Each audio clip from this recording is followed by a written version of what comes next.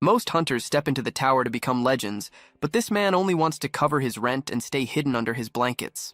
Then one morning, he wakes to find that his only sharks have not simply vanished. Their cut-off heads are neatly placed at his doorstep, wrapped like presents with pretty red ribbons, introducing the greatest coward ever seen. He has no talent, lives with crushing anxiety, and avoids danger as if it were a deadly plague. But the system drags him into a deadly game with one rule: summon spirits to fight in his place. The problem is that these spirits are not heroes. They are S-rank madmen, and he is forced to keep track of their satisfaction ratings like a driver trying to please serial killers. He attempts to fail on purpose so he can stay unnoticed, but his summons twist his orders and end up erasing entire floors in seconds, smashing every record ever made. Now the government is after him, the world believes he is some kind of god, and he is terrified out of his mind. No one is prepared for the accidental rise of this weakling who ends up waking the wild beast inside himself. The story opens in a neighborhood that looks completely abandoned by hope. It is the kind of place where studio apartments feel like storage boxes, and the people nearby spend their days shouting over stolen shoes or simply complaining about the filthy air. Moving through this miserable setting is the protagonist, Banju Hayuk. At 25 years old, Hayuk is living the dream, if that dream were a full disaster made of poverty. He is balancing 3 part-time jobs as a cashier, a waiter, and a day laborer, yet his bank account is still nothing but an empty ruin. He sits inside his 180-square-foot rooftop apartment, eating cheap instant ramen for dinner once again. He understands the truth. He is sinking in debt. He has no special talent at all, and the only thing he owns is a body that still has not given in from pure exhaustion. He has already accepted that he is a miserable failure with no real future ahead of him. But because the universe enjoys making a joke out of him, a blue system notification suddenly appears right in front of his face. It tells him that he has awakened. Hayuk nearly chokes on his noodles. He stares at the floating message, wondering if his mind has finally broken. An awakening is supposed to be a winning ticket, a chance to strike gold and change everything. But he is not stupid. He knows the tower is not some playground. It is a place where people are ripped apart by monsters, crushed by traps or frozen solid. He instantly regrets, at least in his head, ever giving up his part-time jobs. His thoughts begin to spin out of control. He imagines every possible way he could die. He admits to himself that he avoids conflict no matter what. He is the type who crosses the road just to avoid passing by a construction site. He openly sees himself as a coward. He tries to tell himself that this has to be nothing more than a hallucination caused by exhaustion. He decides to test it just in case, and when he calls out for a status window, horror hits him. The system truly shows him as Banju Hayuk, affiliated with the Black Tower Level 1. His class is Summoner. 3 skills are listed under his name: Designated Summon, Random Summon, and Summon General skills. His eyes stop at the inventory slot, and in that moment he realizes this is horribly real. He reads the explanation for his trait. A summoner can call forth spirits, golems, or demonic beasts. That immediately makes him wonder what kind of summoner he has become. Feeling ridiculous, he chooses to test it right there inside his room. He calls out for a random summon. He expects absolutely nothing. Everyone knows skills only function inside the tower. Using one outside of it should be impossible. He feels stupid for even trying, but then the system responds, confirming that random summon has been activated. A bright purple light bursts through the room. Hayuk panics as a figure begins to take shape. It is not a monster or some impressive dragon. It is just a man. A human with red hair stands there looking confused. Hayuk is left speechless. He never even knew summoning people was possible. The summoned man sniffs the air. He pays no attention to the strange magical event and fixes all his focus on the pot of ramen. He asks for a single bite. Hayuk can only stare at him. He has just pulled off something unbelievable with magic, and what appears before him is a freeloader asking for dinner. The red-haired man starts eating the noodles, complaining about the spice as if the place belongs to him. Hayuk is completely lost. How did the skill work outside the tower, and who exactly is this man? The status window quickly offers an answer. It explains that human summons are divided into tiers, just like a gacha game. The ranks begin at rare and rise all the way to legendary, special, super rare. The system also states a strict rule. The summon must protect the summoner above all else, and the summon must obey every command without fail. Hayuk immediately clings to that last part. Absolute obedience. That at least sounds useful. The system then reveals the identity of the noodle thief. His name is John Kozak, an SR rank being. His title is the Mad Assassin of the Cruel Assassins Guild. Then Hayek is struck by a violent headache. It feels as if his brain is being torn apart and rewritten. He is flooded with Kozak's memories. He sees flashes of Kozak killing people with ease. He sees the man wrapping the cut heads of his victims like gifts. It becomes clear that the title Mad Assassin is not some exaggeration. Kozak's life came to an end after he failed to kill the Empire's strongest swordmaster. Hayek returns to himself in complete terror. He is trapped inside a cramped room with a serial killer. He jerks backward when Kozak steps toward him. The assassin quickly lowers himself, apologizes for frightening him, and respectfully asks for orders. Hayek remembers the rule of absolute obedience. He decides to test it with a mission that carries real risk. He orders the legendary assassin to wash the ramen pot and clean the table. Kozak does it at once. There are no complaints. He moves fast, works neatly, and stays polite through all of it. Hayek watches in silence and starts thinking this might actually be useful, but he still needs proof, so he decides to push things further. He orders Kozak to bark like a dog, without dignity and without hesitation. The deadly assassin drops to the floor and starts barking. Hayek is stunned. The control is complete. Just when he begins to calm down, someone pounds hard on the front door, and a voice demands that Banju Hayek open it. Hayek freezes. He suddenly remembers what day it is. It is the day to pay the interest. He owes 10 million won to a loan shark because no bank was willing to lend him money. He borrowed it for his father's hip surgery and his younger brother's college tuition. It was a desperate choice, and he has already paid 5 million in interest without reducing the original debt at all. The loan shark is now outside. Hayek starts to panic. He looks toward Kozak, who has already pulled out a dagger and stands ready to kill whoever is behind the door. Kozak asks for permission to bring back the intruder's head. Hayek frantically stops him. Murder is not something society accepts so lightly. He orders Kozak to hide in the bathroom, stay silent, and make no sound at all. Kozak asks whether breathing is still allowed, and Hayek grants that much. Kozak slips into the bathroom just as the loan shark forces his way inside. The thug grabs Hayek by the back of the neck, demanding to know why the payment is late. Hayek apologizes over and over, lying that he has already sent it. The shark does not believe a word. He casually says that if things are really that bad, Hayek can always sell a kidney. Then the shark's lackeys speak up from the hallway. They mention that Hayek has a younger brother. They suggest that younger organs bring in a better price. The moment Hayek hears them threaten his brother, his whole body turns cold. But he knows how to survive. He forces a weak, obedient smile onto his face and assures them that he will pay. The shark warns him to be careful unless he wants to vanish without a trace, and only then does he finally leave. Once they are gone, Kozak steps back out of the bathroom. He praises Hayek for the order to hide. Hayek drops onto his bed, drained. Between the awakening, the summoning, and the threats of death, he has reached his limit. He wonders whether a coward like him can really climb the tower, but he needs the money. Kozak asks what he should do next. Hayek tells him to do whatever he wants. Kozak asks if he can watch television since it has been a long time. Hayek agrees, too confused and too tired to care. Kozak happily settles in and begins watching soap operas one after another. Hayek lies on the bed and watches the assassin in silence. He starts to feel that having another person around is not so bad.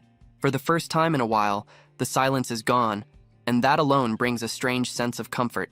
He slowly falls asleep. When Hayek wakes up the next morning, the room is empty. The 6-hour summon time has ended. A notification confirms that Kozak has been unsummoned. He rubs his eyes, thinking it might have all been some kind of fever dream, and decides to get ready for work. But then he hears the television. It is still on, showing the morning news. The reporter announces urgent breaking news. Earlier that morning, the office of a private lending company called Smile Cash was destroyed. 3 victims were found at the scene, all of them beheaded. Hayek goes completely still. Smile Cash is the company of his loan shark. The report continues, describing the scene in detail. The most disturbing part is that the victims' severed heads were decorated with red ribbons. Hayek's face turns pale. The image instantly connects in his mind. He realizes exactly what has happened. He shouts in panic, realizing there was nothing comforting about this situation at all. He did not bring someone harmless into his life. He brought in a deranged killer who went out and butchered his debt collectors while he slept. The news keeps feeding fear into him. The report paints a clear picture of the Smile Cash murders, confirming once again the beheadings and the red ribbons placed like decorations. Hayek knows without a doubt that this is Kozak's doing, and he understands how serious this is. His thoughts spiral out of control. He imagines himself at his cashier job, where even a normal customer holding a heart-shaped item starts to feel dangerous, or worse, someone handing him a severed head. Fear takes over completely. He becomes convinced the police will eventually trace everything back to him. Unable to function, he calls in sick for all his jobs. There is no way he can work while thinking he might be tied to a triple murder. He opens the system window to check on his so-called companion. The status screen confirms that John Kozak is indeed the Mad Assassin, an S-rank entity, with a human manifestation limit of 6 hours. Hyuk tries to summon him again, hoping for answers. But instead, the system shifts into something unexpected, like a customer service interface. A message appears asking him to rate his experience with John Kozak before he can use the skill again. Hyuk stares at the floating rating stars in disbelief. The man killed 3 people while he was asleep. From his point of view, that feels like a clear 1-star experience. He wants to leave a terrible rating for all the trouble caused. But then his conscience stops him. He remembers his mother working as a water purifier salesperson and how much low ratings affected her. Even in this situation, he cannot bring himself to be cruel, not even to a murderer. With a tired sigh, he settles on a polite 3-star rating. The moment he submits it, Kozak appears again, smiling brightly. He thanks Hyuk for the generous 3-star rating and promises to do even better the next time. He looks far too innocent for someone who just carried out a massacre. Hyuk does not waste time and immediately asks if he was the one who killed the men who came to the house the day before. Kozak confirms it without hesitation, cheerfully explaining that he took care of them just before his summon time ended. A wave of sickness rises in Hyuk as he realizes he is standing face to face with a killer. Even so, he forces himself to ask how Kozak managed to find their office. The assassin explains that he placed a tracking mark on them when they broke into the room, because he recognized them as a danger. When Hyuk argues that he never ordered anyone to be killed, Kozak calmly repeats the 3 rules of summoning. The first rule is to protect the summoner's life above everything else. Even though Hyuk ordered him to stay hidden, Kozak judged that removing the threat to Hyuk's safety mattered more than staying silent. Hyuk calls that way of thinking insane, and Kozak politely accepts the insult as though he has been praised. He even admits that he hears the same thing often. That answer sends Hyuk's thoughts into a nightmare. He starts imagining himself brushing shoulders with a rude stranger in public, only for Kozak to treat a small insult like a real threat and leave more ribbon-wrapped heads in the street. Desperate to put some kind of limit on this madness, Hyuk demands a promise. Unless a knife is literally pressed against his throat, Kozak is not allowed to kill anyone over suspicion alone. Kozak salutes like a loyal soldier and agrees to use his best judgment, which is such a vague answer that it gives Hyuk no comfort at all. Trying to move away from the subject, Kozak asks whether Hyuk has thought about climbing the tower. Just hearing that makes Hyuk's legs shake. He admits that while it could be a huge chance to change his life, he is simply too afraid and sees himself as a coward compared to the so-called heroes who throw themselves into danger. He expects disappointment, but instead Kozak's eyes brighten. He declares Hyuk the greatest kind of summoner because courage is poison to someone in that role. In Kozak's view, a brave summoner is only a dead summoner. He says he would rather serve a master who values survival so he can handle all the ugly work while Hyuk stays alive and well for a long time. That strange praise gives Hyuk a small bit of comfort. For once, his cowardly nature sounds less like a flaw and more like a survival skill. He sends Kozak away and tries to get some sleep. When he wakes, he decides to forget about the tower and just live quietly, especially now that the debt collectors have disappeared under very suspicious circumstances. But life does not leave him alone for long. He gets a call from his father, who reveals that he needs to be moved to a more expensive hospital. At the same time, Hyuk learns that his mother has just lost her job. The weight of money problems crashes down on him all over again, heavier than before. In that moment, Hyuk understands that he no longer has a choice. He prepares himself in a ridiculous outfit, covering his body in safety padding and putting on a helmet. He looks like someone about to ride a bicycle with training wheels. Even so, he decides to step into the tower, planning to check only the first floor and leave quickly. But there is one problem. He really does not want to enter with the red-haired psycho. He tries to use random summon again, hoping to get literally anyone else, maybe even a legendary rank. The system shuts him down instantly. A message appears, stating that the skill has a cooldown of 28 days. With no other option left, he summons Kozak again. This time, Kozak thanks him for the 5-star rating, making it clear that Hyuk has already learned the importance of keeping a murderer satisfied. Kozak is pleased that Hyuk has decided to enter the tower, but he immediately criticizes the safety gear. He tells Hayuk to throw away the clumsy armor, claiming he will act as the perfect guide.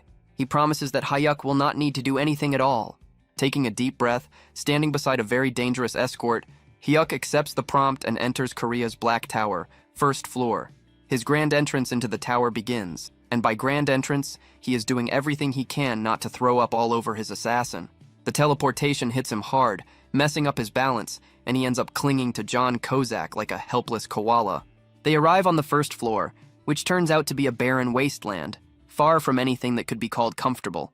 Kozak, calm as always, gently pats him and reassures him that the nausea will pass with time. As Hyuk slowly moves away from the safe zone, holding his chest, a system notification appears, almost as if trying to boost his confidence. It informs him that his physical abilities have been raised to a mature level just by entering the dungeon. The urge to vomit fades, replaced by a sudden wave of confidence that he did not earn. He clenches his fists, feeling stronger, faster, and strangely capable. For a brief moment, he actually believes he can fight. The system assigns his first mission: defeat 5 fat grubs with tough skin within 2 hours. The name sounds bad, and the reality is worse. The creatures are massive beetles, large and unpleasant to look at. Hyuk tries to remember what he knows about them and recalls that they are considered the basic training enemies of the tower. But basic does not mean easy. For a beginner, defeating even one of these creatures usually takes around 30 minutes of desperate effort. They are known for their thick shells that make weapons bounce off without doing much damage. Still carried by his temporary confidence boost, Hyuk decides that this will be the moment he proves himself. He asks Kozak for a weapon, determined to defeat at least one creature on his own. He walks up to the nearest giant insect, weapon raised, almost looking like a hero. Then the creature moves. It barely shifts, just a small twitch. That alone is enough to destroy all his courage. His confidence collapses instantly. He turns around and screams for Kozak to save him, abandoning any sense of pride in a single moment. Kozak does not criticize him. Instead, he calmly praises Hyuk for making the correct decision to retreat. The assassin moves in, but he does not simply pierce the insect. That would have been far too restrained. He activates a technique called Blade Explosion with C4. Yes, that is exactly what happened. He brings out military-level plastic explosives against a tutorial beetle. A huge blast erupts, dust spreads in every direction, and the insects are not merely beaten, they are erased.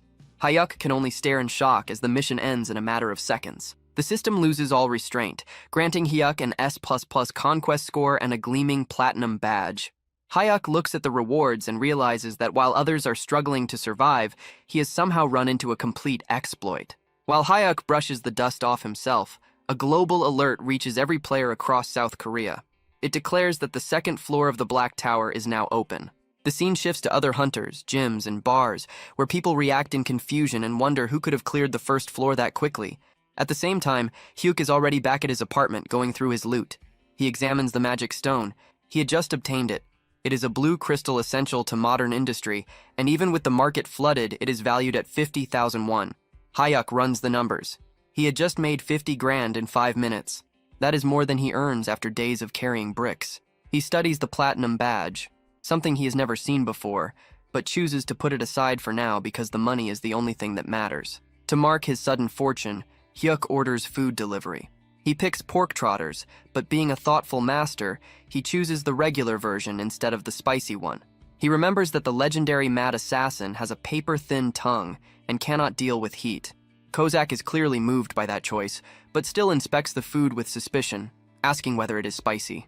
As they eat, Hyuk brings up something that had been bothering him. He asks whether Kozak's old-fashioned and overly stiff way of speaking is normal. Kozak admits that it is a habit he picked up from his former summoner. Hyuk laughs and points out that it makes him sound like someone still caught up over an ex-boyfriend. Kozak says he can change it if it becomes irritating, but Hyuk tells him to leave it because it is honestly pretty amusing. They laugh together over pork and killing, making their strange connection even firmer. Hyuk finally accepts that the tower is not some deadly trap. It is his own personal ATM. The following morning, Hyuk reorganizes his whole life. He decides to leave behind his body-breaking day labor jobs. His new routine is clear. He will work at the convenience store during the day, the restaurant in the evening, and then farm the tower with his assassin summon at night. He calls Kozak out again, and the assassin is nearly shining because Hyuk had given him another 5-star satisfaction score. Kozak explains how the system works. The higher the score, the stronger the buffs become. High satisfaction brings longer manifestation time and can even lead to rank advancement. In simple terms, the more Hayuk keeps his assassin satisfied, the stronger the assassin becomes. It is a perfect deal for both sides. They move on to the second floor. The mission there is to defeat 10 fat grubs known for their quick movement. These creatures are fast. Hayuk starts to worry, questioning whether they can even catch them. Kozak only grins and says he will wrap it up in 3 minutes so they can head back and eat fried chicken. Just as promised, Kozak wipes out the fast-moving bugs. Another S++ rating, another platinum badge, another stack of magic stones. Hayuk realizes the whole thing is ridiculously easy. They do not stop there. They charge into the 3rd floor to face ice grubs. Cleared. 4th floor, cleared. 5th floor, cleared. Hayuk is collecting platinum badges as if they were cheap reward prizes. He notices that he can clear a floor in the same time it takes to make a cup of coffee. After conquering the 5th floor, the system grants him a special reward for collecting 5 platinum badges. It is a trade enhancement. Hayuk reads the notice and his eyes widen. The number of summons he can control at the same time has increased to 2. The coward locks up on the spot. One unstable assassin had already been handling everything without trouble. But now he can bring out 2 of them. The tower is completely unprepared for that. Our boy stares at his status screen. He starts planning his next step like a bargain hunter during a massive sale. He realizes that because of his recent speedrun, he can now manage 2 summons at once. That means he could already have a full group around him. But then he checks the cooldown for his random summon skill and pauses. It is more than 20 days. He decides to think ahead. Instead of gambling on a bad summon now, he chooses to wait until the cooldown resets so he can move with 3 people at once, himself, Kozak, and a fresh meat shield to guarantee maximum safety. He tells himself that this is smart patience, but the truth is obvious. He just wants to do even less than he is already doing. Meanwhile, at the Awakened Management Agency, the government is in complete chaos. A group of deeply stressed officials is trying to figure out who is clearing the Black Tower with an S++ rating. Team Leader John and Section Chief M are sweating hard because Korea's previous best record was a miserable E rank. The director is panicking at the thought that another country might step in and steal this super rookie with better treatment or worse, abduct them. They order a nationwide search for the unknown player, completely unaware that the person they are hunting is currently sitting around in his underwear, eating instant noodles. Back inside the tower, Hayuk and Kozak are treating the 8th floor like a casual stroll. They go up against red-horned frog warriors, and before Hayuk can even react, Kozak has already turned them into sliced meat. Another floor falls, followed by another S++ rating and yet another platinum badge. Hyuk grumbles that the hardest part of his day is not the fights, but the dizziness from entering the tower. Kozak reminds him that things only become serious after the 10th floor. Feeling unusually generous, Hyuk decides to reward his loyal killer. He pulls out his wallet and tells Kozak to go outside, enjoy himself, and eat something good in the real world. Kozak rejects the idea immediately. He refuses to leave his summoner's side, holding on to absolute loyalty. Hyuk exhales and decides that if they cannot go out, then the celebration will come to them. They order chicken and Kozak becomes visibly excited, almost shaking with anticipation. While Kozak is focused on the food, Hyuk checks his inventory. He notices 5 tower-only healing potions and plans to hand them to Kozak later. But the real value lies in the stack of magic stones. He runs quick numbers in his head and realizes he is holding more than 3 kilograms of magic crystals. If he sells them, the total would pass 1 billion. In just 1 week, he goes from having nothing to becoming a billionaire, and he does it without putting in any real effort. By the 10th day, the routine is locked in. Hayuk works his cashier shift, then returns home to wipe out monsters. He gives Kozak another 5-star rating, which extends the assassin's active time by an extra hour. Kozak forms a heart shape with his arms to show appreciation. The gesture looks both harmless and disturbing coming from someone who makes a living cutting heads off. They step into the 10th floor, and Hayuk immediately senses a difference. Mana floods his body, and he describes the feeling as something wild and untamed. The rush gets to his head, and he decides he wants to take part in the fight this time. Kozak reacts with clear alarm, thinking that even a single scratch on Hyuk would force him to punish himself. Hayuk ignores the concern, driven by pride, since the enemy is only a large insect. The monster appears, and in a brief moment that looks like skill, or perhaps Kozak acting too fast to see, the creature is cut in half instantly. The system announces the 10th floor has been cleared and drops a large amount of rewards for Hayuk. Because he has gathered 10 platinum badges, the system grants him a special option.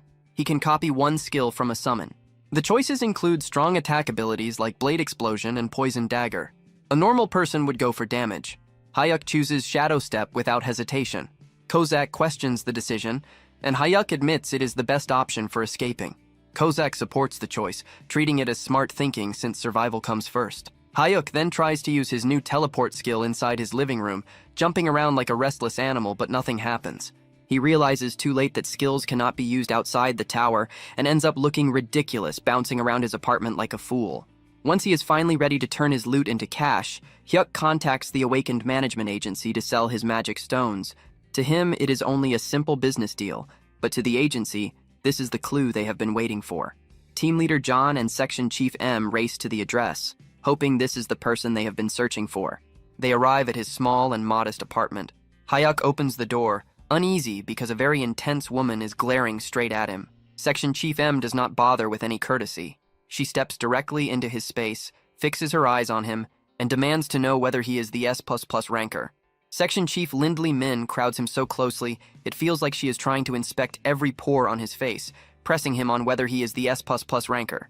Hyuk tries to stay calm and denies it all, but fear is eating him alive. He has no idea whether they possess some hidden awakening detection device that he knows nothing about.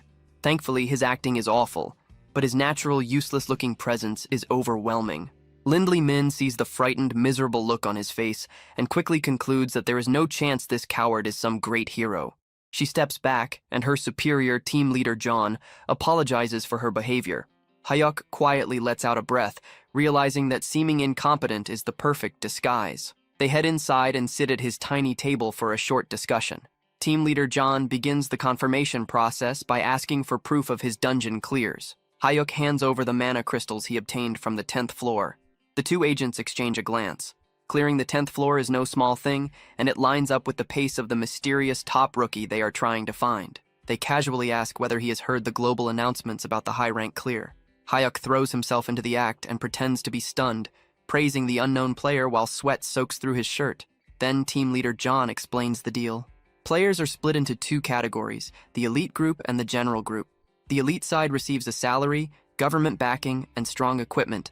But in exchange, they are basically treated like state property and are forced to clear dangerous high-level floors. The general side is meant for freelancers who are free to live however they want. Hyuk does not need even a moment to think. He chooses the general route immediately. He tells them he is scared, not especially gifted, and only wants to farm safe floors for quick money.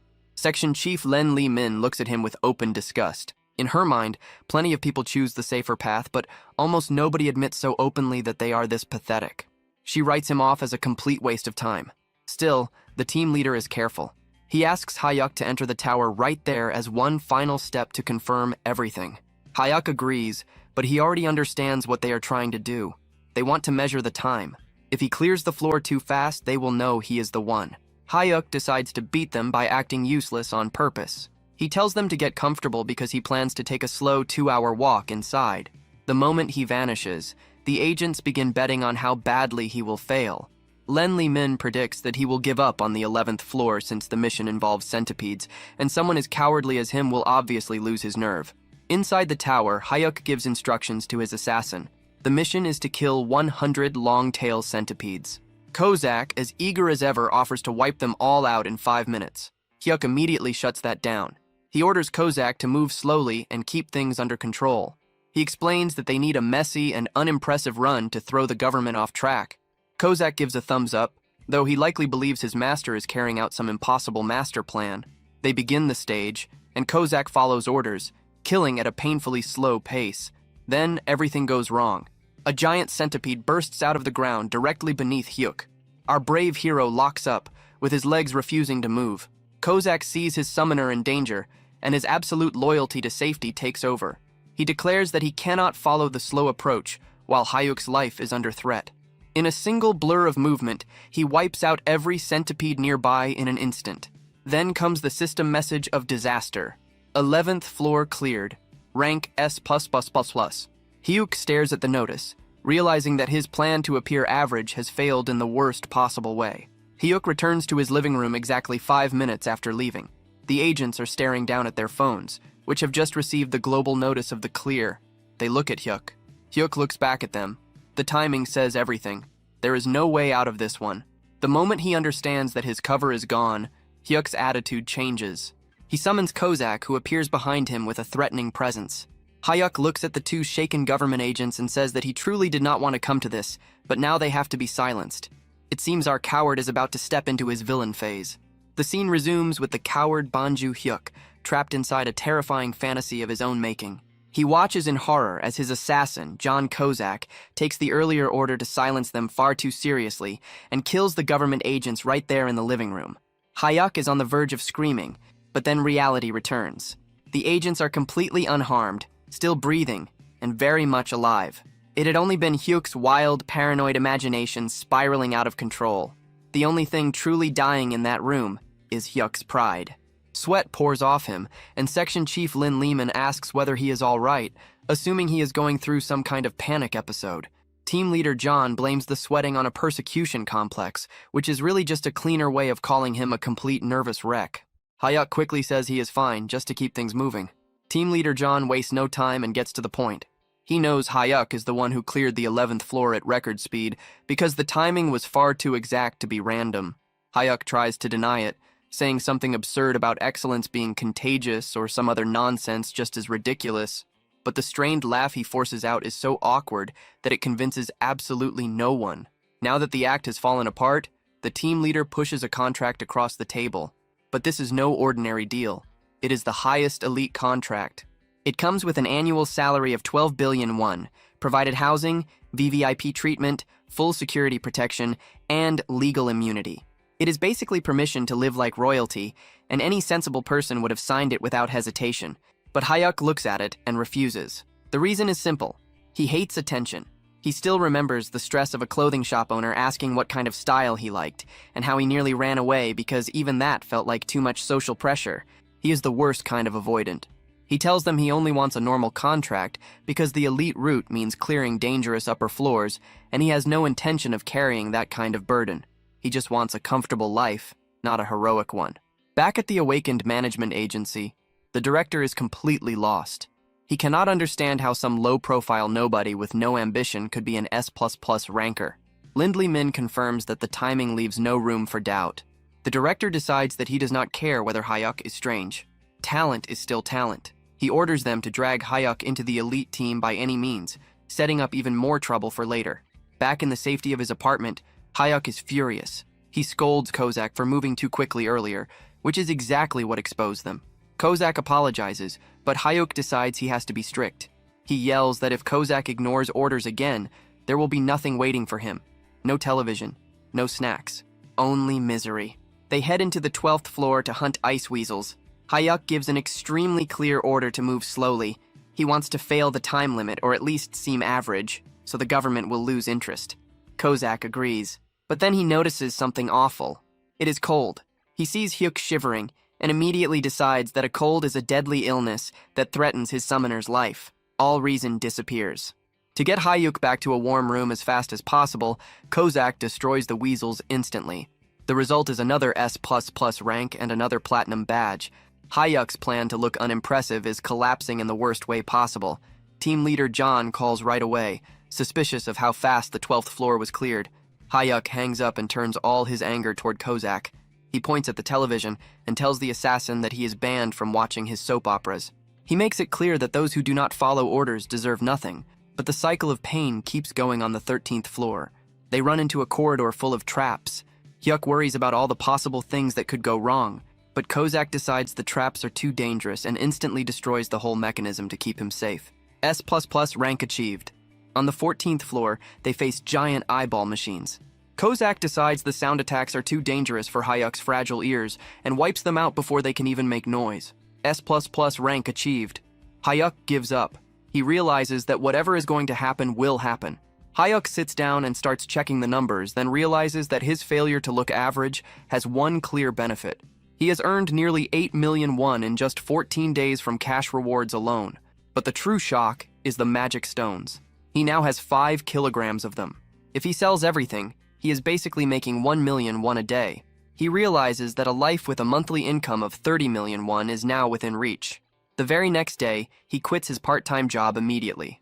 Hyuk summons Kozak and finds the assassin kneeling with his head lowered, grateful that Hyuk still gave him a 5-star rating even after all the disobedience. Hyuk decides to stop resisting what is clearly unavoidable. He tells Kozak that there is no reason to keep holding back since the management office already knows enough, so they may as well speedrun everything. They enter the 15th floor to kill 20 goblin workers. Hyuk is worried because goblins are smart and could run off to call for help. He tells Kozak to stay sharp.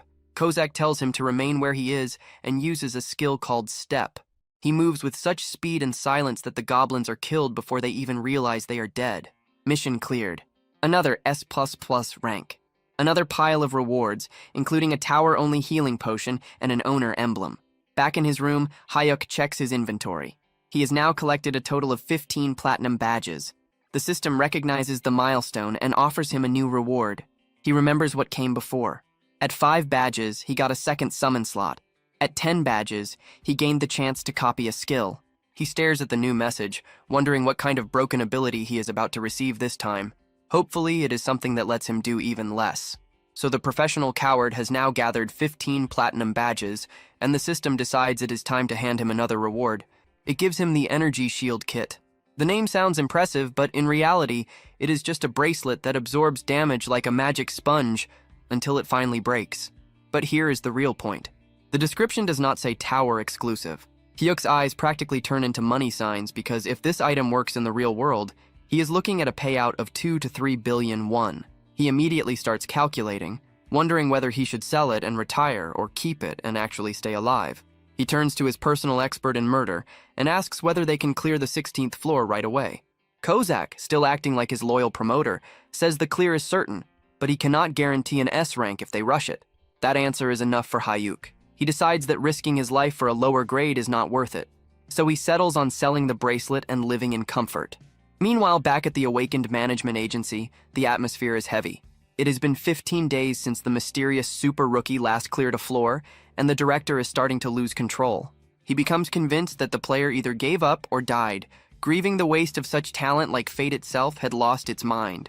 Team leader John tries to calm him down, checks the logs, and suddenly announces that the player is coming in to use the player shop. The director goes into immediate panic. He realizes their precious VIP is still walking around in beginner clothes and probably owns no proper gear. He orders the entire shop locked down. He wants the shelves filled with top-level items, but he also demands that everything be marked down by 90%. He figures that if they hand things over for free, Hyuk's suspicious nature will reject it. So a huge sale becomes the perfect trick to pull him in. Back at the apartment, Hyuk decides that he needs to confirm the item is real before selling it. He hands a dagger to Kozak and asks the assassin to stab him. It is treated like some normal, everyday request. Kozak looks at him as if he had just suggested something unforgivable. He starts trembling, unable to accept the thought of harming even a single strand of his master's hair. Hyuk rolls his eyes at the reaction. He lets out a tired breath, grabs the dagger himself, and moves to stab his own arm. But before the blade can touch him, Kozak's hand shoots forward and catches the weapon with his bare hand. Blood falls onto the floor as the assassin shakes, terrified that his master had almost been injured. Hyuk quickly heals him, realizing that testing protective gear with an overprotective madman was a terrible plan, and then Hyuk decides to test his shadow step instead. He teleports onto a goblin's back and feels like a ninja for a moment. The goblin shrieks and tries to bite him, but then the shield activates with perfect timing. It works exactly as intended. Hyuk, feeling untouchable for all of 2 seconds, kicks the goblin in the face while Kozak drops in to finish it off, but instead of approval, Kozak starts shouting. He demands to know whether Hyuk is hurt, scolding him as if courage itself were a health risk. Hyuk apologizes again and again, promising that he will return to doing absolutely nothing. With a bag full of mana stones worth millions, Hyuk finally contacts the agency. He expects an ordinary business exchange, but the government sends an actual limousine to pick him up. He arrives at the player shop and is welcomed by team leader John, who treats him like a top-level VIP. Hyuk steps inside and immediately feels confused. The place is completely empty of other customers because, without his knowledge, everyone else had been forced out. He checks the price tags and finds high-end gear being sold for almost nothing. He assumes the market must have collapsed or that he is simply an incredible bargain hunter, completely failing to notice that the government is covering the cost of his new outfit. He picks up a pair of leather boots that would normally cost a fortune, but are listed for the price of a cheap meal.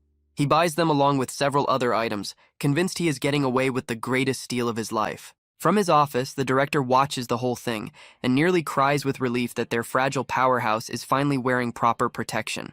The next day, Hayuk is feeling good. He has new boots, a working shield, and his confidence has recovered. He summons Kozak, who immediately salutes and gets ready for another round of goblin slaughter.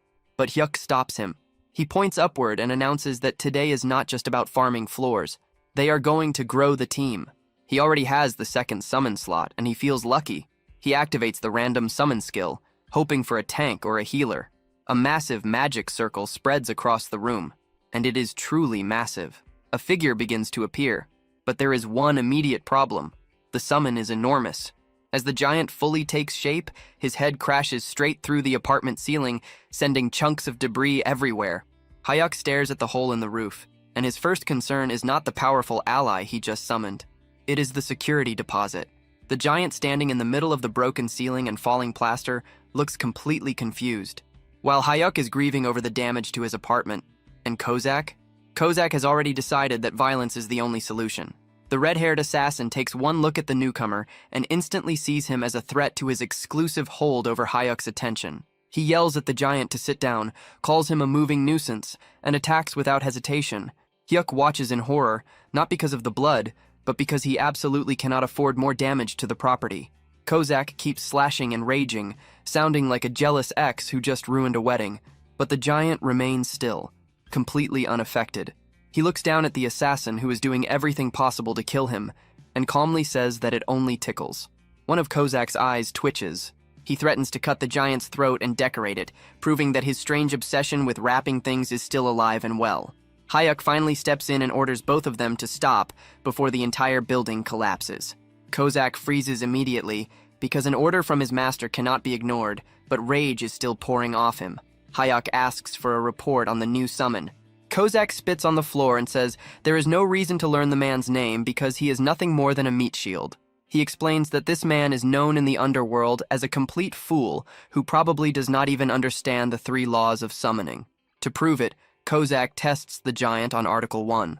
The giant blinks, clearly taking far too long to process the question, and admits that he does not know. He forgot. Kozak turns to Hyuk with a smug expression that says he had been right all along, suggesting they kill the giant now and roll the gacha again in 100 days. Hyuk ignores the suggestion of murder and checks the system window. The new summon is rare rank, the lowest tier possible, with the class Savage Warrior. His name field is still empty, and his satisfaction score does not exist yet. Then, the familiar headache hits, and Hayuk is pulled into the giant's memories. He sees a wide and beautiful plain where the giant is running around with butterflies. It feels almost harmless and bright until it becomes clear that the giant is also casually snapping the necks of wolves while playing. The memory reveals the tragedy behind this massive figure. He had been simple and pure, someone who found joy in nature, but he was also unbelievably stupid. A group of so-called heroes tricked him into joining their party, used him as the frontline shield against a hydra, and left him to be melted by acid breath while they stayed safely behind him. He died protecting people who had been mocking him the entire time. Hyuk returns to reality and looks at the giant differently. He knows the whole thing is messed up, but he also realizes that someone loyal to the point of stupidity and able to endure pain is exactly the kind of person a coward like him needs. He decides to give the giant a name. He asks whether he prefers Yaman or Gobang. The giant, staying true to himself, says that he does not know, so Hyuk chooses Gobang.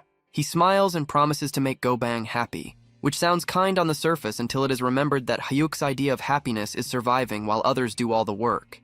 He introduces Gobang to Kozak and declares that the 3 of them are now comrades. Kozak looks like he has just swallowed something sour. He politely accepts the word comrade while silently measuring how quickly he could take Gobang apart. With the group now complete, they head straight for the 16th floor. The mission is to eliminate 30 goblins. Kozak, still acting like the most dramatic person alive, insists on taking the front to shield Hayuk from poison darts. They move through the forest in formation, with Kozak in front, Hyuk safely in the center, and Gobang covering the back. Without warning, a goblin fires a poisoned dart. Kozak catches it in midair with effortless precision, then immediately turns to check on Hayuk with extreme concern. Hyuk points out that there are around 50 goblins hiding in the trees. Kozak prepares for a careful fight, but Hyuk has a different plan. He tells Gobang to move to the front and block them. Gobang does not think through the situation. He does not circle around. He simply jumps. The giant launches himself into the air and crashes down with the force of a small disaster. The shockwave alone throws Kozak off balance. Arrows pour down onto Gobang, but they simply bounce off his skin like worthless toys. He laughs and says it tickles, then starts crushing the goblins into a bloody mess. Hyuk watches from behind a rock with wide eyes. He realizes that even though Gobang is only ranked rare, his raw physical power easily reaches SSR level. The system clearly pushed his rank down only because his intelligence barely exists. After the slaughter, they celebrate back at the apartment with fried chicken. Gobang is thrilled. He stuffs an entire piece of chicken into his mouth, bones included, and chews it all down. He looks at Hyuk with pure happiness and comments only on the crunch. Kozak watches the whole thing with complete disgust. He asks whether the chicken is spicy, but most of all, he is deeply offended by Gobang's manners at the table. Hyuk tries to build some sense of teamwork, telling Kozak that Gobang is family now. Kozak immediately pushes back, questioning why he has to share that title with a bone-eating vacuum. The following day, they head to the 17th floor. Hyuk, feeling the effects of leveling up, starts getting a little too confident. He tightens his fist, feels mana rising through him, and wonders whether that wild force inside him is finally waking up. For a brief moment, he thinks that maybe he should join the fight this time. Kozak crushes that idea immediately. He tells Hyuk to stay in the back because confidence usually ends with death. They come across a full battalion of goblin warriors. These are not the weak, half-naked goblins from before. These ones have shields, armor, and organized formation. A normal player would have to pull them out one by one. Hyuk looks at the army. He looks at his fist full of false confidence. Then he looks at his giant, unstoppable tank. He decides that strategy is for people who do not have something like Gobang. He orders the giant to wipe them all out. As Gobang charges forward, Hyuk starts wondering what kind of broken power he is going to receive next, because at this rate, he is going to conquer the tower without even getting tired. Gobang crashes into the goblin battalion like a runaway train. He bats them away like insects, and Hyuk watches from a safe distance, completely absorbed by the sight. He realizes that strategy and tactics are nice ideas for weak people, but when someone has a living tank, it is like bringing a bomb to a knife fight. Hyuk compares the goblins to people on bicycles trying to stop a war machine. It is not a battle. It is a massacre. Thanks to the giant fool's rampage, Hyuk clears the 17th floor with another S++ rank and collects yet another platinum badge. He is drowning in rewards, and his ego is beginning to grow even faster than his money. They move straight to the 18th floor. The mission is simple.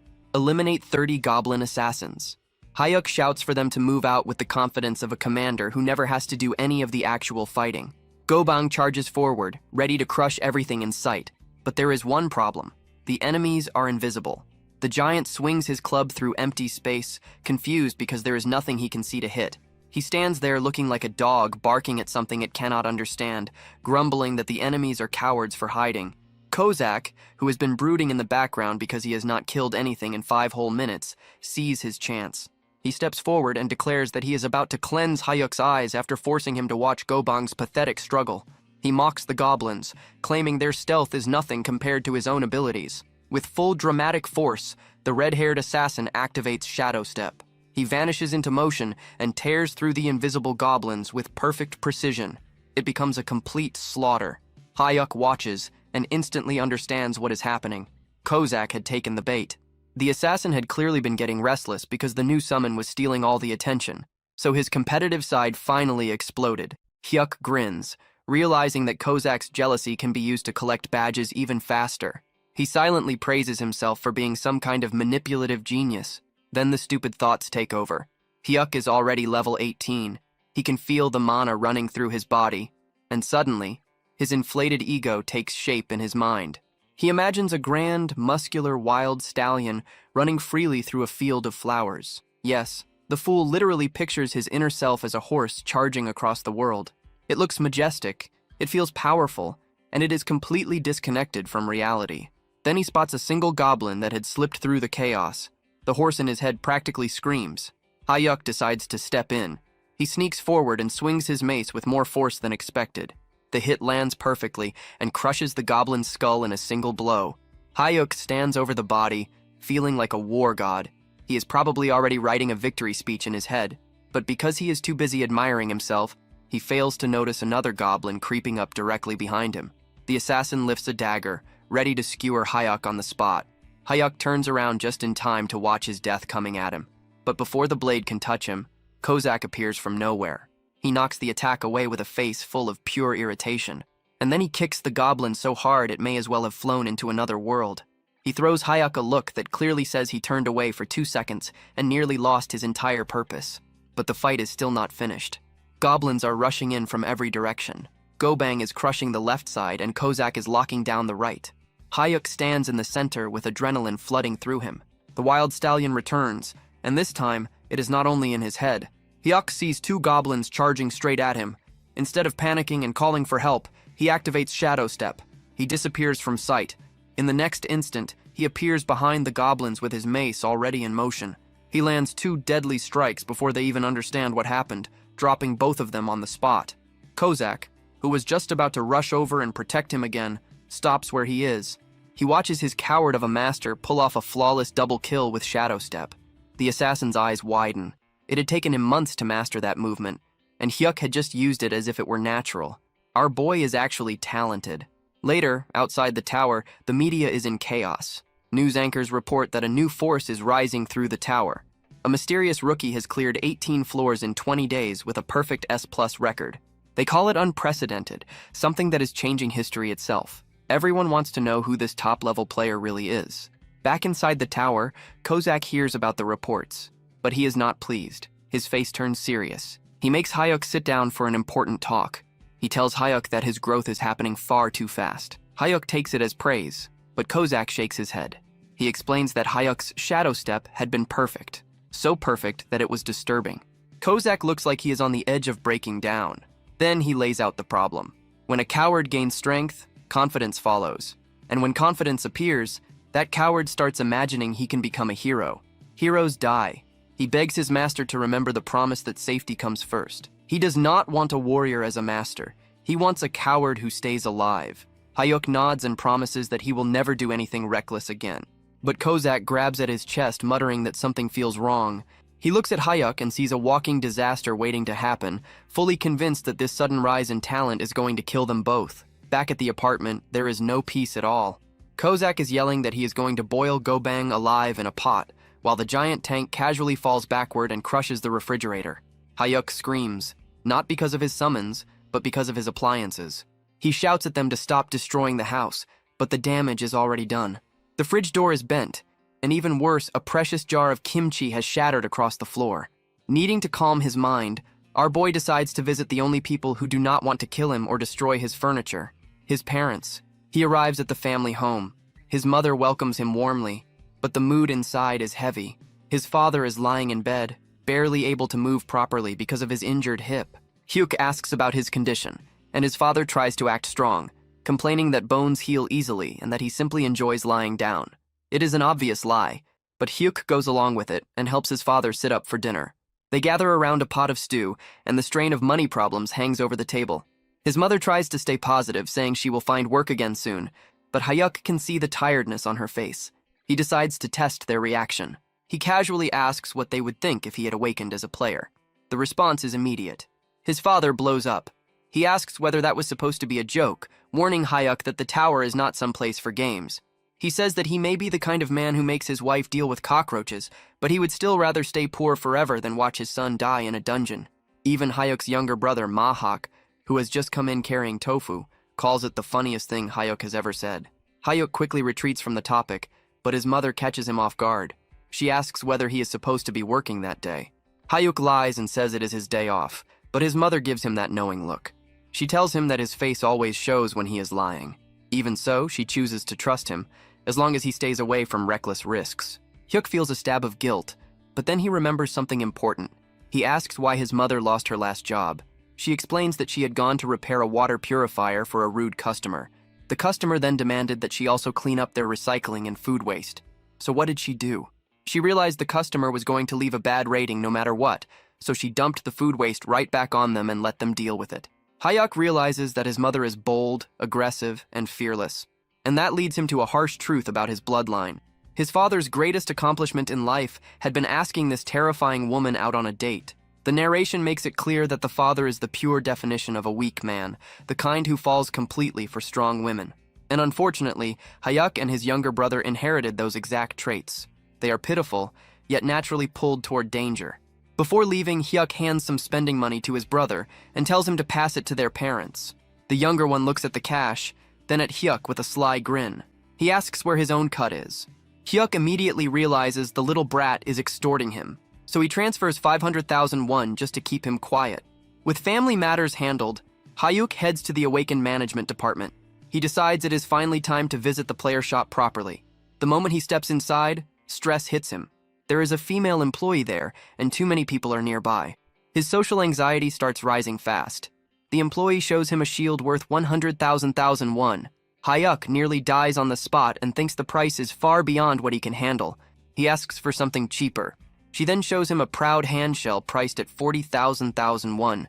Hyuk thinks it fits him perfectly, mostly because it is cheaper, and because he wants to escape that interaction as quickly as possible.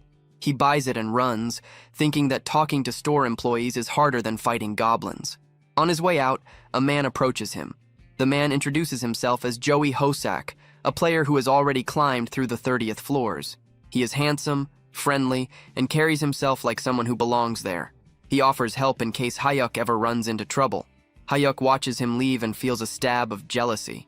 He admires the man's social confidence and assumes someone like that probably even has a girlfriend. Back at the apartment, Hyuk checks his stats. He is level 19. He summons Kozak to show off the new gear. Kozak reacts with complete disbelief. He questions whether Hyuk really needs a shield when he already has a bodyguard.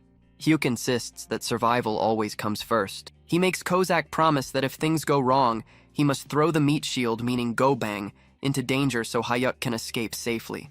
Kozak agrees without hesitation, saying he would gladly sacrifice that bastard before sacrificing himself. Then he suddenly catches a scent. Dumplings. Hyuk had brought food as a bribe, but in the middle of chewing, Kozak suddenly stops. He asks whether Hyuk has made an enemy of someone. Hyuk is confused, but Kozak says that an overwhelming killing intent is coming from outside the door. Suddenly, the door is kicked open, breaking the lock.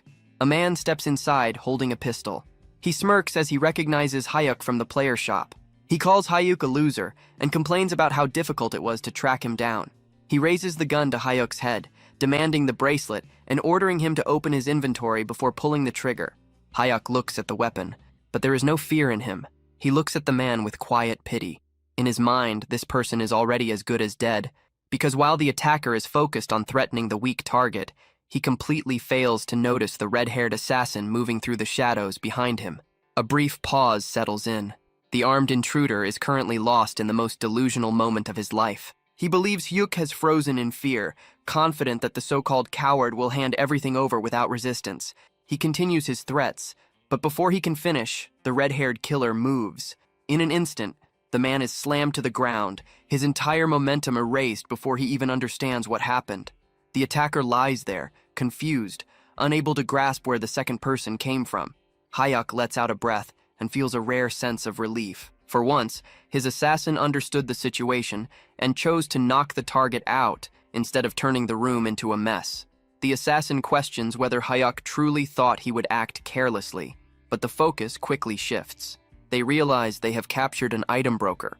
These are the kind of people who hunt players outside the tower, because once they return to the real world, they are nothing more than normal civilians. Hyuk understands immediately that without his personal bodyguard, he would have ended up dead and robbed. The assassin begins planning how to dispose of the body somewhere far away, but Hyuk shuts that down instantly. He insists on handling it the easiest and most legal way by reporting it to the police. Meanwhile, at the management office, the director is still in despair, unable to accept that Hyuk only bought a mace and a shield instead of allowing them to equip him with top-level gear.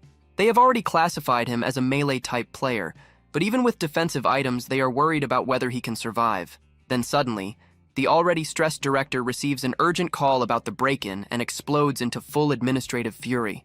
He runs through the building in a panic, terrified that if anything happens to their star rookie, he should have forced him to sign the elite contract from the very beginning. By the time the government official arrives, the police are already dragging the gunman away. The criminal is desperately trying to act like the victim, shouting that he was actually the one who had been kidnapped, but Hyuk has no patience for that nonsense. He is more worried that he might get dragged to the station too. afraid that his whole loser act is somehow about to end with him in jail. But then the overworked director steps in like some kind of guardian figure, or at least like a furious manager with no patience left. The robber recognizes him and immediately begs for help. The director answers with a clean punch straight to the face. He cancels the man's player registration on the spot, refusing to hear a single excuse from a level 34 criminal. He orders the police to take him away, knowing that once the higher authorities get their hands on a repeat offender like this, no shady liar in the city will come near him again. Once the garbage has been removed, the director turns back to Hyuk with an expression honestly more frightening than the gunman's. He apologizes over and over for the failure in security and swears to protect him, even if that means pushing more contracts on him later. With the situation finally settled, the red-haired assassin appears again, asking whether anyone else needs to be executed today. Hyuk has to firmly tell him to stop searching for people to punish and to put away the daggers. It is time to return to farming floors. So they head to the 19th floor to deal with 30 goblin shamans. These enemies are dangerous because they can keep firing off curses and flaming arrows, but their giant meat shield comes up with a very simple answer. He just yells. He releases a sonic roar so loud that it literally blows the magic curses away, proving once again that being a brute is a perfectly valid strategy. The red-haired assassin sees this and immediately gets competitive, telling the giant that they need to clear the floor as fast as possible so their master does not have to lift a finger. They throw themselves into a killing spree so efficient that Hyuk does not even get the chance to swing his mace before the mission clear message appears.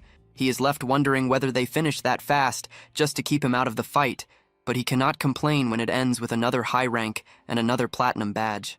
At last, they reach the 20th floor, the dreaded Talon Evaluator. This place is a complete nightmare made of scouts with poison needles, tactical warriors, and massive hobgoblins. The red-haired assassin tries once again to put their master on the sidelines, telling him to stay somewhere safe while the summons handle the mission and the 100 goblin kill count. They begin setting up a plan, with the giant meat shield meant to draw all the attention while the assassin moves in to finish the targets. But Hyuk is tired of standing around like a spectator. He decides that this time he will not sit back and watch, activating Shadow Step and throwing himself straight into the middle of the chaos. He jumps right past the giant tank and rushes forward, leaving both summons completely stunned that their cowardly master has finally chosen direct violence. Our shut-in hero then drifts through a very miserable path of memory, reminding everyone that he has been a full-time human doormat since childhood. His past is not the kind that builds legends. He had been such a harmless child that other kids probably felt like stealing his toy car was doing society a favor. By middle school, he had already become a ghost in the cafeteria, perfecting the skill of eating alone while blending into the background like part of the wall. He had been so afraid of dealing with people that he could not even look school bullies in the eye. But somehow, spending a lifetime as part of the loser class turns out to be excellent training for climbing the tower. He figures that monsters are easier to deal with because they do not have messy social games or feelings to wound. To him, they are easier than a group of cruel teenagers. In his mind, this is nothing more than a deadly video game mission, except the risk of dying is real, and there is no second chance. Back in the chaos of the 20th floor, the professional coward finally stops acting like a glorified supporter and activates Shadow Step. He is moving so quickly that even the red-haired psycho who serves him is impressed, watching him race across the battlefield like some overcharged ninja. For one brief, shining moment, he actually looks like someone who knows what he is doing, dropping several goblins with surprising speed and efficiency. But the success does not last long, because the little green pests start piling onto his back like a pack of filthy, frantic children. He loses every bit of that cool image immediately, curling behind his shield and praying that his expensive gear handles the problem for him. Thankfully, the energy barrier activates at the perfect moment and keeps him from being turned into a pincushion by the goblin swarm. He realizes almost instantly that he may have become a little too confident for someone whose main talent in life is running from trouble. The moment they see their master getting overwhelmed, the summons finally step in and start doing their job. The red-haired assassin is deeply offended that those filthy creatures dared to touch his master, calling them worthless trash before carving through them like a blade tearing through soft meat. Unwilling to be outshined, the giant meat shield throws himself into the fight and turns the area into total chaos. In the next instant, the system announces that all 100 goblins and the hobgoblin boss have been completely destroyed. The assassin turns toward Hyuk with bright eyes, praising his bold move, while the giant offers an excited, silent thumbs up. Hyuk stands there in awkward silence, realizing that even if he started the battle, His summons were the ones who truly ended it. Even though he barely did anything, the system still rewards him with another triple S rank and another platinum badge. Meanwhile, back at the management office, the director is busy acting like the most well-funded stalker alive. He digs through Hyuk's family situation and uncovers a frightening truth. The true head of the household is not the father or the sons, but the mother. Apparently, this woman is so overwhelming that the men in the house cannot even breathe too loudly when she is nearby. After realizing he has found the perfect pressure point, the director decides to move forward with a plan to aggressively support the mother. He figures that if the government showers the matriarch with enough favor and authority, Hyuk will end up tied to them by pure gratitude. It is an effective plan, even if it is also a little disturbing. Back in the real world, Hyuk decides to celebrate surviving with a flood of carbs. He orders 12 huge bowls of black bean noodles, which causes the delivery man to look at him with deep sympathy. The man clearly assumes Hyuk is hosting a miserable one-person feast. To make it worse, the delivery worker tosses in one single fried dumpling as a free extra. Hyuk is visibly offended. He just spent a ridiculous amount on noodles, and all he gets is one tiny dumpling and no coupons at all. He starts complaining in his head about how hard it has become to order with coupons these days, proving that even with millions in hand, he is still cheap to the core. He quickly sends the delivery man away and tells his housemates they can come out now. The second the door closes, the apartment turns into madness. The giant meat shield is practically shaking, making the floor tremble from pure excitement over the smell of the sauce. The assassin is just as captivated, staring at the takeout as though it were some sacred object.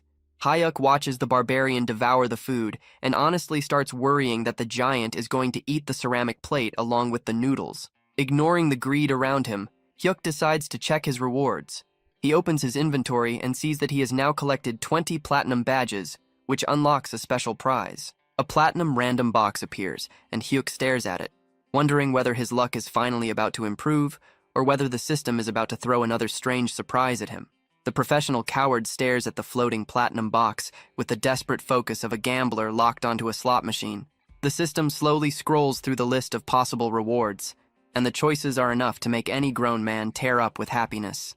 There are mana stones, rare herbs, 50 different kinds of metal, potions, elixirs, and weapons. There are even special items like the Rune of Level Up, which allows someone to gain levels without climbing, and tower jump tickets, which let a player skip entire floors. Hyuk studies the list immediately like someone hunting for the best possible deal. He decides that the tower jump ticket is garbage, because skipping a floor also means losing all the rewards from clearing it.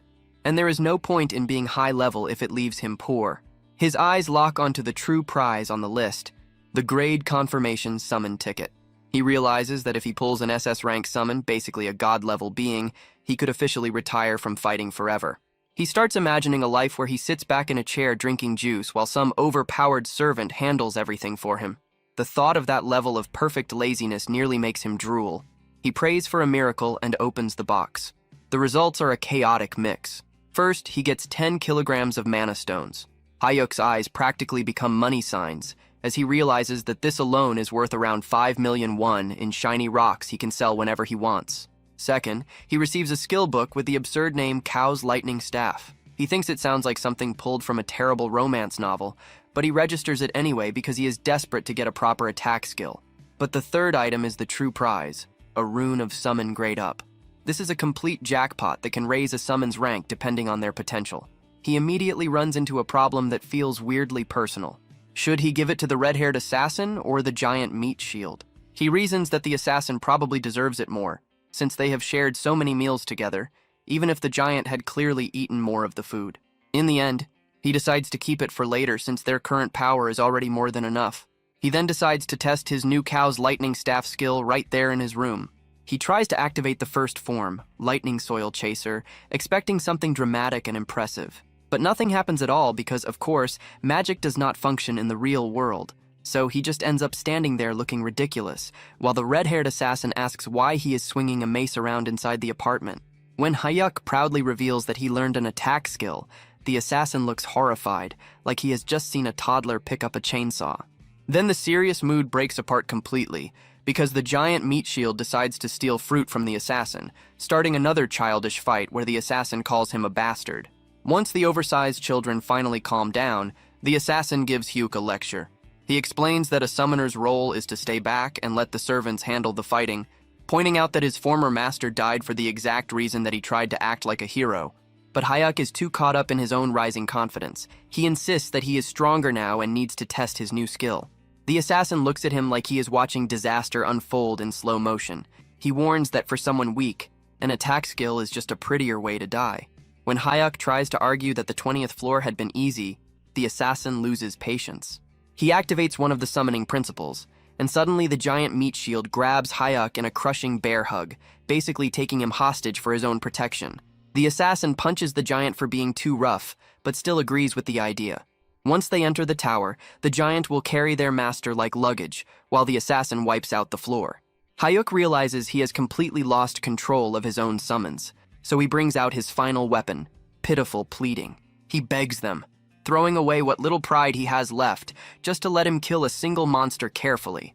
The assassin lets out a tired sigh, defeated by how pathetic the scene has become, and agrees to let him kill one slow and isolated monster. But if things become dangerous, the deal ends immediately. They head to the 21st floor, the territory of the orcs.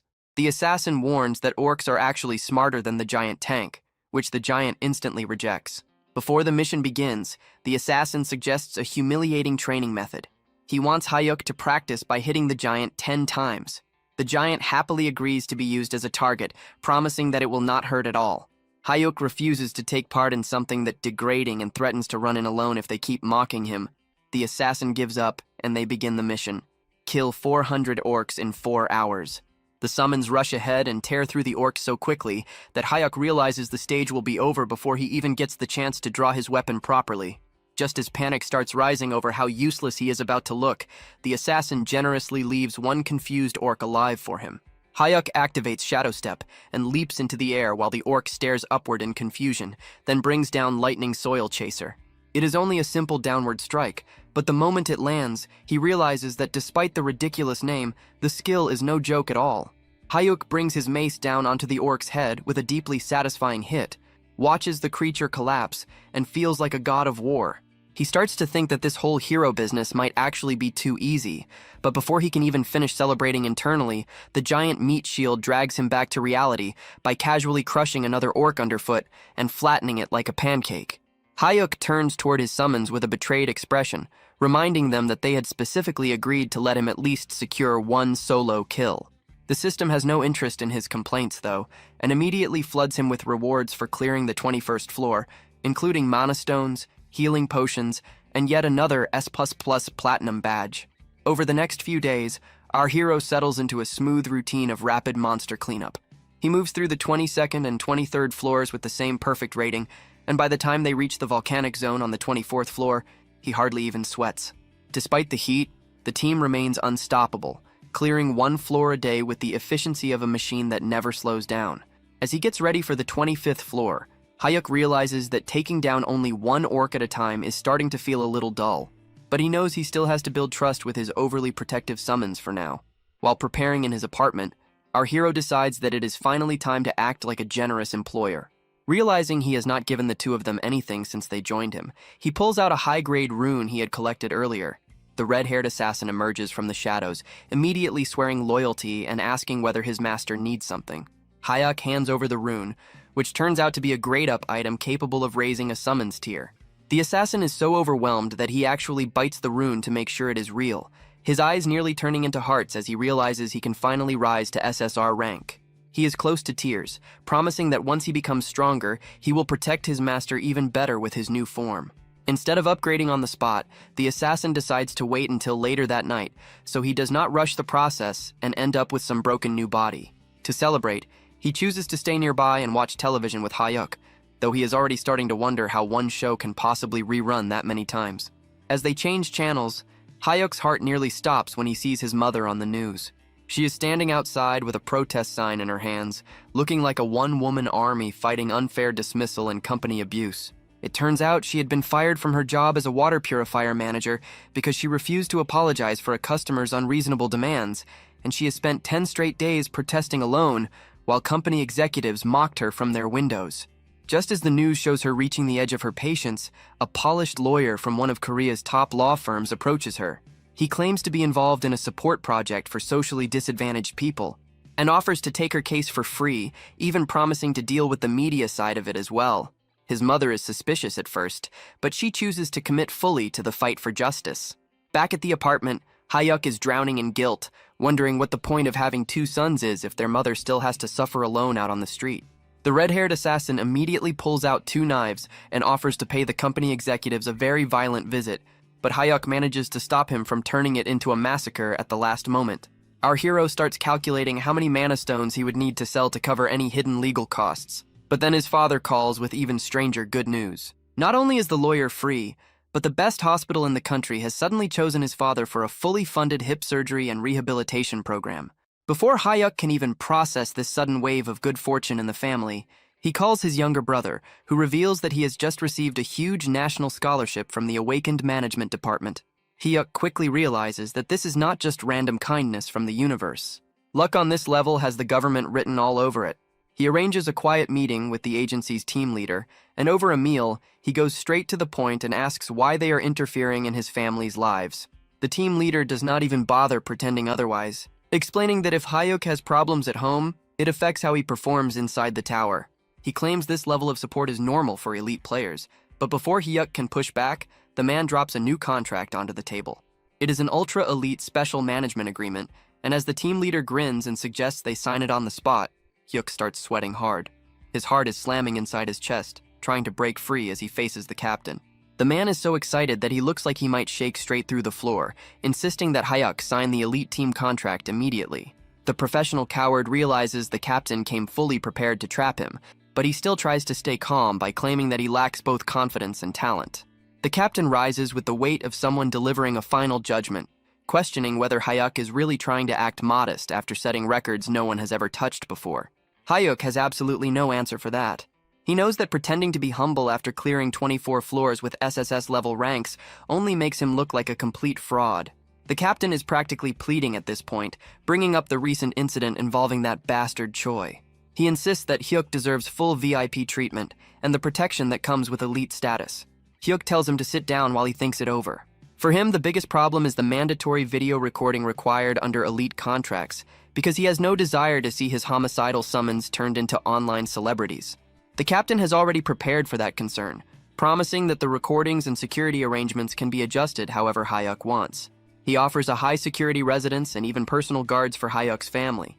Just as Hyuk's resistance starts crumbling like an old cookie, the captain drops the final bribe. 2 free houses, one for his family and one for himself. Hyuk's brain nearly shuts down at the thought of free property, but he still manages to ask for a little more time so he can get advice before signing away his future. The next morning, the assassin appears looking like he swallowed a glowing purple light.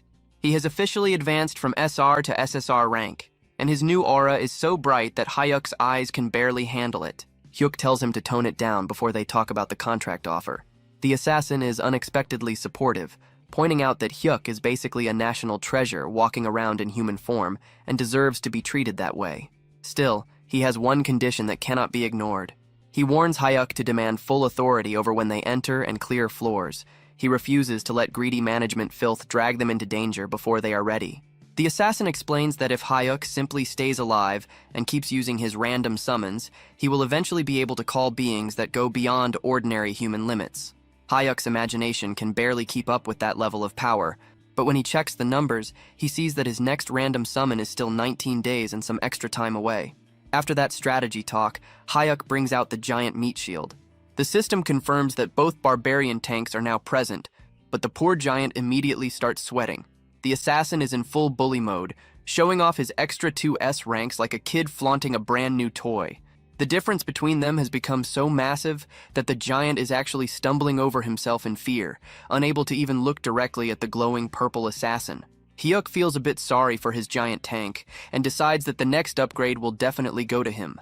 They head into the 25th floor, where the mission is to wipe out 100 orcs in 10 hours. As the wave of green monsters rushes toward them, Hyuk wonders whether he can secretly steal a few kills for himself. The assassin tells the giant meat shield to move first and draw the enemy's attention, and the barbarian launches himself into the air like a massive hairy cannonball. He crashes into the ground and sends orcs flying in every direction like scattered pins. Then the assassin decides to show off the speed of his new SSR rank. He moves so quickly that it feels as if a fighter jet has shattered the sound barrier right beside Hyuk's ear. He unleashes a huge blade explosion that turns the nearby orcs into a brutal burst of fire and steel. When a few surviving orcs try to slip in behind the assassin, they realize too late that they have only struck a clone. The real assassin appears behind them with a decisive ambush skill, ending them in a single clean motion. The remaining orcs stare at him with faces that make it clear they would rather be anywhere else. The assassin only wonders why they look so miserable when the real fun has barely begun, then draws his poison daggers for another round. Hyuk realizes that if he does not act quickly, his own summons are going to leave him with nothing to gain. Even though the assassin wants him to stay safe and do nothing but survive, Hyuk grips his mace and decides he needs to become strong enough that his team will finally stop treating him like dead weight. He decides he cannot stay a burden forever. He rushes an orc, cleanly evades its attack, and drives a hard kick into its back. Drawing on his rising confidence, he unleashes the first form of his primordial thunderstaff. The strike smashes into the orc's head and leaves the monster dead with purple energy bursting from the blow. As more enemies rush in, Hyuk uses Shadow Step to move through the chaos, dodging and attacking with surprising skill. Then the system suddenly delivers incredible news. He has unlocked the second form, Scatter Falling Thunder. Overjoyed, he tests it immediately. The staff releases a blast of lightning that splits into 5 branches, wiping out a whole group of orcs in a bright area attack. The assassin watches the display with eyes so wide they look ready to fall out. He rushes over with tears in his eyes, shouting that unlocking a new skill is no excuse to ignore their strict 1 kill per floor safety agreement. Hyuk instantly starts sweating and stammers out an apology. But then the professional coward experiences a rare flash of defiance. He wonders why he is always acting afraid around his own summons. Straightening up, he boldly declares that while he may be weak in the real world, inside the tower he is an absolute alpha. The assassin nearly breaks down, begging him to put safety first, but Hyuk brushes it aside. Drunk on his own confidence, he declares that he wants the orc chieftain to appear right now so he can crush its skull himself. Then he turns around and finds the orc chieftain already standing right behind him, looking like a furious wall of muscle. Our boy's whole alpha act vanishes in an instant. He drops his weapon, cries out for his bodyguard, and is immediately pulled out of danger by a very pleased, grinning assassin. Realizing he should have kept his mouth shut from the start, he points a shaking finger at the giant monster and orders his team to erase it. The summons are more than happy to obey. The giant meat shield rushes in from the front, while the assassin slips behind the distracted beast with his dirty ambush skill, bringing the boss fight to an end within seconds. System windows instantly fill Hyuk's vision. The 25th floor is cleared with an S++ rank, earning him another platinum badge. Because he has now piled up 25 of them, the system offers him a major reward. He is given the choice between trait enhancement, skill copy, a random item, or summon grade enhancement. He immediately chooses trait enhancement, knowing only an idiot would pick anything else. His status window updates and raises his simultaneous summon limit to 3, not counting himself. That means they are now a proper 4-man squad, and his next random summon cooldown is exactly 18 days away. To celebrate the victory, Hyuk treats his summons to a huge meal of spicy pork. When asked whether he can handle the heat, the assassin reacts with open confidence, acting as though being weak to spice is something beneath an SSR-ranked being. The giant happily devours his portion and says the food actually tastes sweet. Suspicious, the assassin takes 1 bite. A moment later, he is shaking on the floor and crying as the spice destroys his mouth. The giant looks up at Hyuk with bright eyes and casually suggests throwing the dying assassin in the trash and summoning a replacement. Hyuk only laughs at the betrayal. Feeling unusually confident, Hyuk decides it is finally time to tell his family the truth. He arrives home carrying expensive premium beef, and that alone causes immediate panic. His brother grabs him and demands to know where he got the money, while his mother starts asking whether he kept the receipt so the meat can be returned. His father plays peacekeeper and tells everyone to stop talking and just eat the expensive food. As he watches his family finally enjoy a proper meal, Hyuk drops the truth on them. He tells them that he is an awakened player. The table falls completely silent. His brother tells him to stop talking nonsense and eat his fruit. His mother assumes it is some awful joke, and his father asks whether he is talking about a video game. Since words are clearly not enough, Hyuk makes a quick call to the management team leader. Soon after, the whole family is standing in the lobby of an incredibly luxurious association building. The team leader formally tells his mother that her son is a precious national asset and a highly valued elite player. He then leads the stunned family upstairs and opens the doors to a huge, glittering penthouse. Hyuk gestures at the absurd display of wealth and calmly tells them that they live there now, leaving the entire family completely speechless. At the awakened management department, Joo-hyuk finally signed the agreement.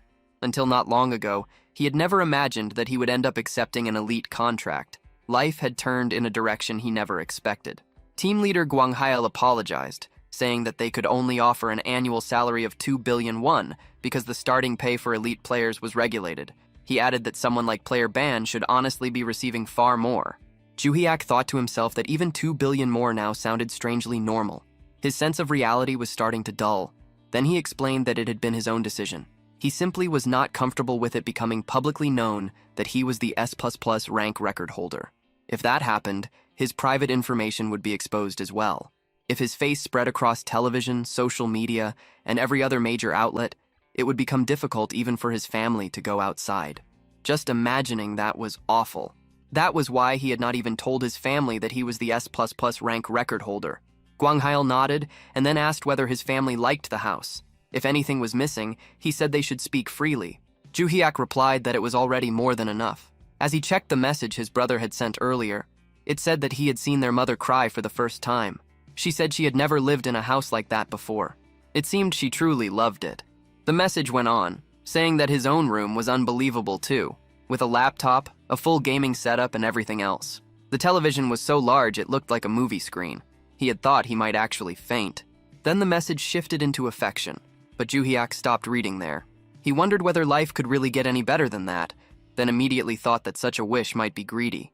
Gwang Hail then showed Joo-hyuk the office residence where he would be staying and explained that everything had already been prepared. It had been fully furnished, with appliances and furniture included, so he could move in at once. He asked if Joo-hyuk was truly fine with a 2-bedroom unit, adding that they could provide something larger. Joo-hyuk liked it, and to him, it already felt like a penthouse. Meanwhile, in the largest penthouse in Korea located in Seoul, a residence owned by a rank 1 player, 2 women were peacefully enjoying the view from the pool. Then a man rose up from the water and broke the calm, asking how long they planned to keep swimming so boringly and whether they should not go out and have some fun instead. This was Joo-hyuk, the rank 1 player. His trait was all-weapon warrior. He held the highest proficiency across all weapons and possessed many deadly and ultimate skills. At present, he was climbing the highest floors of Korea's Black Tower. He lifted shot glasses filled with whiskey and remarked that 1 glass alone was worth 5 million won. Then he jokingly asked how the liquor tasted.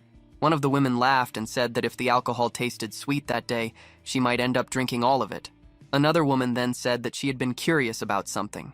She noted that since he was a top player, he might know the answer. Hugh Keelman asked what it was. She then asked who on earth the record holder was for consecutive S++ clears through the 25th floor.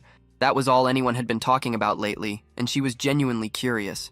He scoffed and asked what was so impressive about a mere 25th floor. He said he had no interest in some low-level nobody like that, but she kept pushing with a teasing tone, saying that an S++ clear was a world first, and asking whether he truly was not curious that such a player existed in their own country. Another woman tried to stop her, but before she could say more, he suddenly poured whiskey over her head. He coldly told her to keep talking. Then he warned the woman to listen carefully. He asked what she thought would happen if he stopped clearing the 66th floor right now. She froze in place. The Black Tower was currently forming in Gangjeong, but he asked what would happen if it appeared near a major city next time. Would South Korea be destroyed? She shook so badly that tears were almost ready to fall. She apologized, but he showed no mercy. He continued saying that the tower was collapsing because of people like her, with shallow faces and empty words. Then they left. Standing by the window in his room, he muttered that he felt terrible. Seriously. These player-obsessed women kept talking about S++, so he had even started surrounding himself with civilians. But no matter where he went, nothing changed. He clenched his jaw. China had contacted him again that month, just like the month before. They offered 180 billion won a year, a mansion, caretakers, a private jet, and treatment equal to that of a national leader. And Japan? 200 billion won annually, a luxury mansion, and 10 personal maids willing to fulfill whatever he wanted. Yet he had stayed in Korea, clearing the 66th floor, facing the dead for months. And this was the thanks he received? People fixated on some bastard who had only cleared the 25th floor? Ungrateful trash. He wondered whether he should just change nationality somewhere else. The 66th floor was not a joke. The 60th floor marked the start of the undead zone. On the 66th floor, specter masters appeared, ghost-like beings so horrifying that simply looking at them made the body shake. Physical attacks did nothing. Only elemental attacks had any effect. Treating them like the ordinary undead from fiction was a fatal mistake. Only those who had personally experienced that suffocating demonic energy could understand. After a single attempt, 3 full days of rest were needed just to recover from the mental damage. Even with accessories, elixirs, and light element weapons earned from tower rewards, staying alive was barely possible. Clearing the 66th floor would not be possible again for a while. He let out a slow breath, changing nationality. He should not just think about it. He should move forward with it. If he suddenly switched countries, it would throw everything into chaos, right? The deadline was getting closer. The collapse threshold of the 66th floor had already passed the halfway point. In about 3 months, the countdown would begin. The only hope would be him, Hugh Keelman, the top player. But by then, he would not even be in Korea. Those fools could regret it. They could despair. Ungrateful bastards. Back to Joo-hyuk, he ordered 10 fried chickens to celebrate the new house. He apologized to the delivery worker for ordering too much. Living in a player residential complex was unbelievably convenient. Staff handled everything, from management to small errands.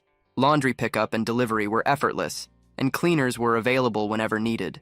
The building had everything. Restaurants serving 3 meals a day, cafes, gyms, dry cleaners, karaoke rooms, and even a swimming pool. He thought he should have moved there much earlier.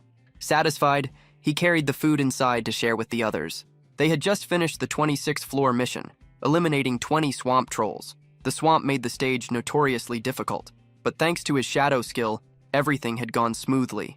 He had even taken one down himself. He stepped into the room and called out, asking what they were all watching so seriously now that the chicken had arrived. On the 100-inch television, a girl group was performing. Even Meatball could not look away. Joo-hyuk recognized it at once. A girl group on a 100-inch TV was dazzling enough to overwhelm anyone. Soon, they started eating. John asked whether they should head straight to the 27th floor the next day. Joo-hyuk agreed. Since they had already started, they might as well push all the way to the 29th floor.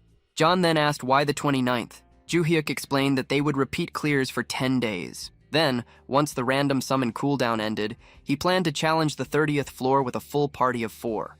That made John wonder if they were recruiting a new member. He admitted he was looking forward to it, but then hesitation crept in. If an SSR rank summon or something even higher appeared, his place as the right-hand man might be in danger. Even so, for the summoner's safety, that outcome would probably be better. He could not make up his mind. Meanwhile, John Hyuk grinned. Even Meatball started cheering. A new member, more fighting. Team leader Gwang-il then returned. He brought the item that had been requested for player Joo-hyuk, Volcano Orc leather armor. It held heat from flame aura and blocked cold and freezing air. Joo-hyuk thanked him. Gwang-il answered that it was nothing. Supporting elite players was part of their job. Joo-hyuk said he would use it well and return it later. Gwang-il wished him luck on the 27th floor. Then they entered Black Tower, Korea, floor 27. It was famous for its brutal cold. But for Joo-hyuk, it actually felt warm because of his equipment. He asked Meatball whether he was cold. The giant answered that a warrior did not feel cold. Meanwhile, John was visibly freezing. He was nearly frozen halfway through standing there. Joo-hyuk asked whether he should lend him his hood. John replied that he was fine. He said he could suppress the cold with magic. Joo-hyuk let out a sigh. If only he had brains, Meatball would have been a true SSR. John then said that it got better when he moved, and that they should start hunting immediately. He rushed forward.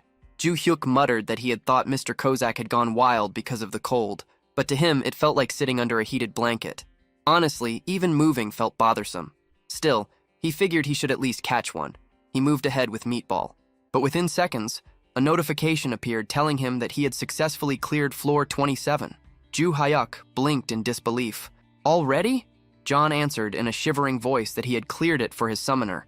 In truth, he had mostly done it for himself. Then another notification appeared. An item had dropped. It was the tower-exclusive Roland Kingdom Paladin Captain's Holy Sword. It was a two-handed sword, but it was badly worn down. When Joo-hyuk picked it up, it felt extremely heavy. He could not tell what made it better than his current mace. He decided he would store it for now and throw it away later. Tower-exclusive Roland Kingdom Paladin Captain's Holy Sword.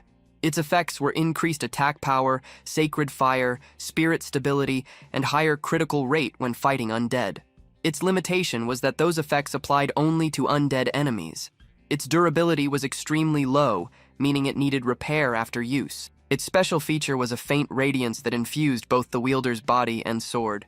Ju-hyuk asked Meatball whether he wanted to try the sword, but the giant muttered that a warrior used his fists. Then Ju-hyuk turned to John and asked whether he needed it. John answered casually that the gear he used was wyvern leather armor and dwarven daggers. He only dealt in top-tier equipment. Both of them were stubborn in their own way. Ju-hyuk thought to himself that selling it really might be the only option. He wondered whether he should go back to the player shop. The sword was so old that he had no idea whether it would even sell. Still, before getting rid of it, he decided he should test it once. John told him to go ahead and wished him luck. Ju-hyuk swung the sword twice, and after just those 2 swings, all his stamina was gone.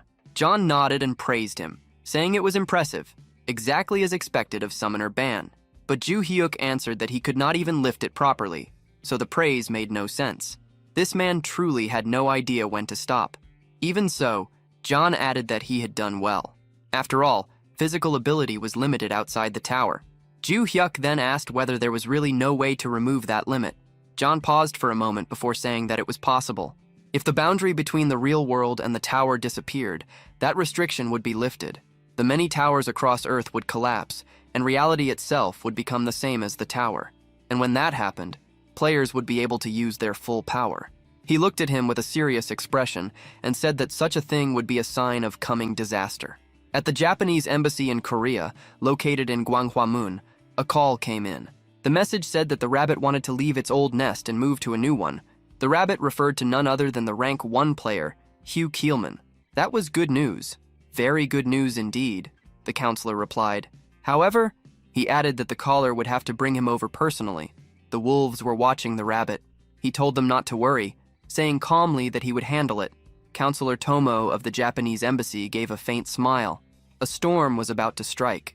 2 days later, at Black Tower in Gwanghwamun, Republic of Korea, Floor 65 had been cleared. Progress stood at Floor 66 with the deadline showing 92 days, 13 hours, 34 minutes, and 52 seconds. Jung-hyuk felt uneasy as he remembered what John had said about it being an omen of doom. Still, the higher floors were meant to be handled by top players like Hugh Keelman, right? Worrying would not change anything. He only needed to keep climbing at his own pace. So he decided that since they had cleared the 28th floor yesterday, today they would take on the 29th. The 28th floor had been troublesome, with giant trolls attacking from the tops of enormous trees. It would have been difficult for John alone, but thanks to Meatball, they had managed it. Thinking back, Jung-hyuk wondered how they had even dealt with those trees. If Meatball had only a little more intelligence, he would have been a true SSR. They had dropped from the trees like chestnuts. John had shouted a warning, and his finishing strike had been clean. But the 29th floor was different. It was infamous for its filthy plague trolls, creatures that wandered around dripping yellow pus and foul discharge. Some players had even gotten sick during their attempts. Jung-hyuk decided they needed to prepare carefully, then summoned John and Meatball. John immediately announced his presence with pride, saying he was at his summoner's service. Meatball quietly said that he was there as well. Jung-hyuk muttered for Meatball to please stop calling himself Meatball. Then they entered the 29th floor. Jung-hyuk asked whether the two of them were really fine without masks. Meatball confidently answered that warriors did not get sick. John replied that he was SSR, and that wearing a mask only made it harder to breathe and move, so he would simply accept the risk. Surprisingly, because the two of them completely ignored the disease threat, their hunting speed was even faster than it had been on the 28th floor. They cleared it quickly. Afterward, John asked whether they would be having dinner together again that day. Jung-hyuk hesitated. Then he apologized. John blinked, clearly not understanding why he was apologizing. Jung-hyuk unsummoned both of them and mentally cursed himself as a traitor and a terrible employer. He thought they could spit on him if they wanted. But then his thoughts turned to the new house. If plague got inside it, that would be a disaster.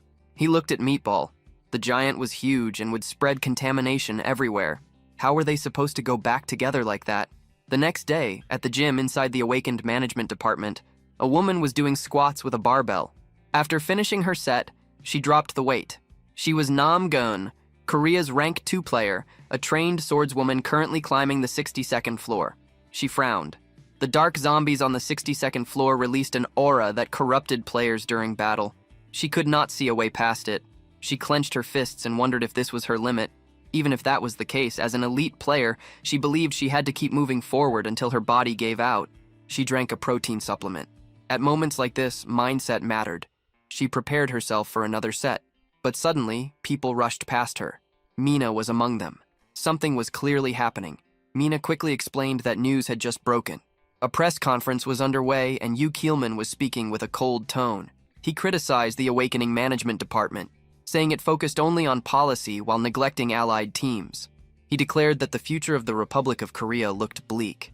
Then he announced that he would leave Korea that very day and continue his career as a Japanese player. The news hit Young Hyuk like a shock.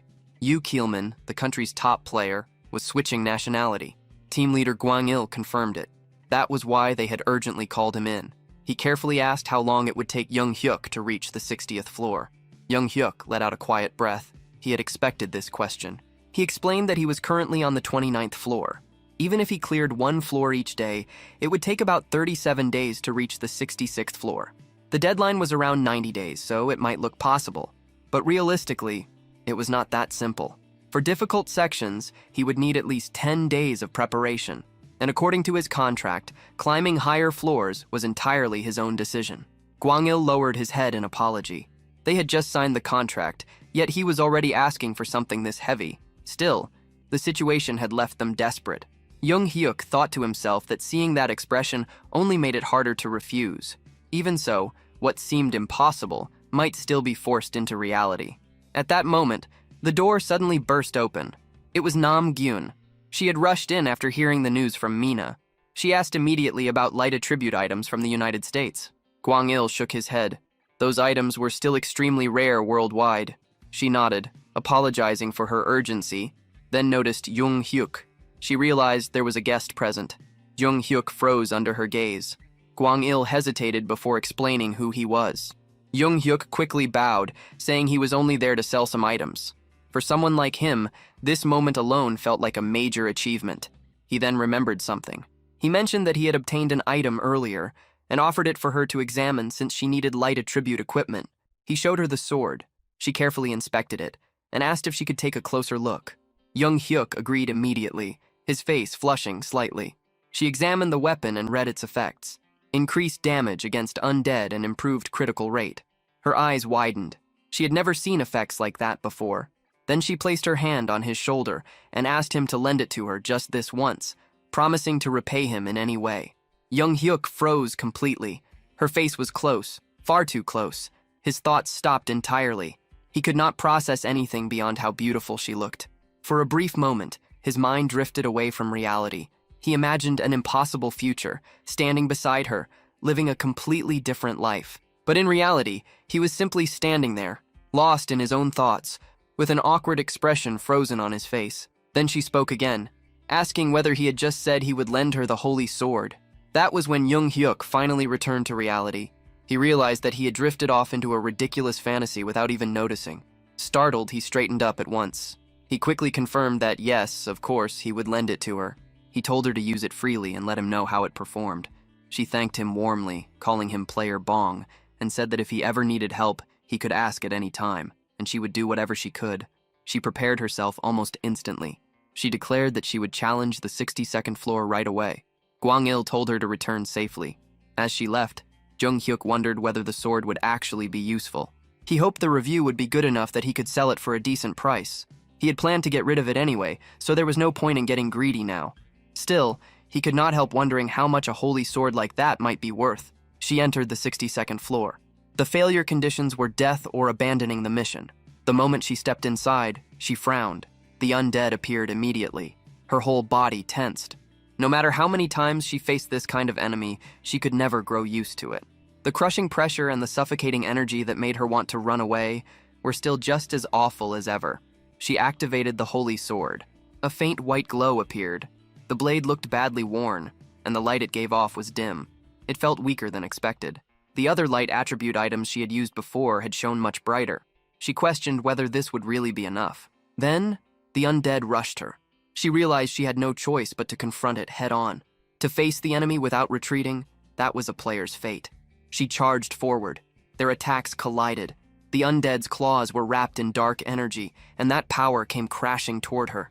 Her body immediately felt heavy. At first, it seemed as though nothing had changed. She thought the sword was useless. Then suddenly, a system notification appeared. Holy Sword Effect, Steadfast Mind activated. A hidden effect had triggered. The dark aura that had entered her body was reflected and completely nullified. She froze for a moment in disbelief. Then she swung again. This time, one strike landed as critical damage against the dark zombie. Her eyes widened as she realized that the dark aura was being erased. If that continued, then the fight had already turned.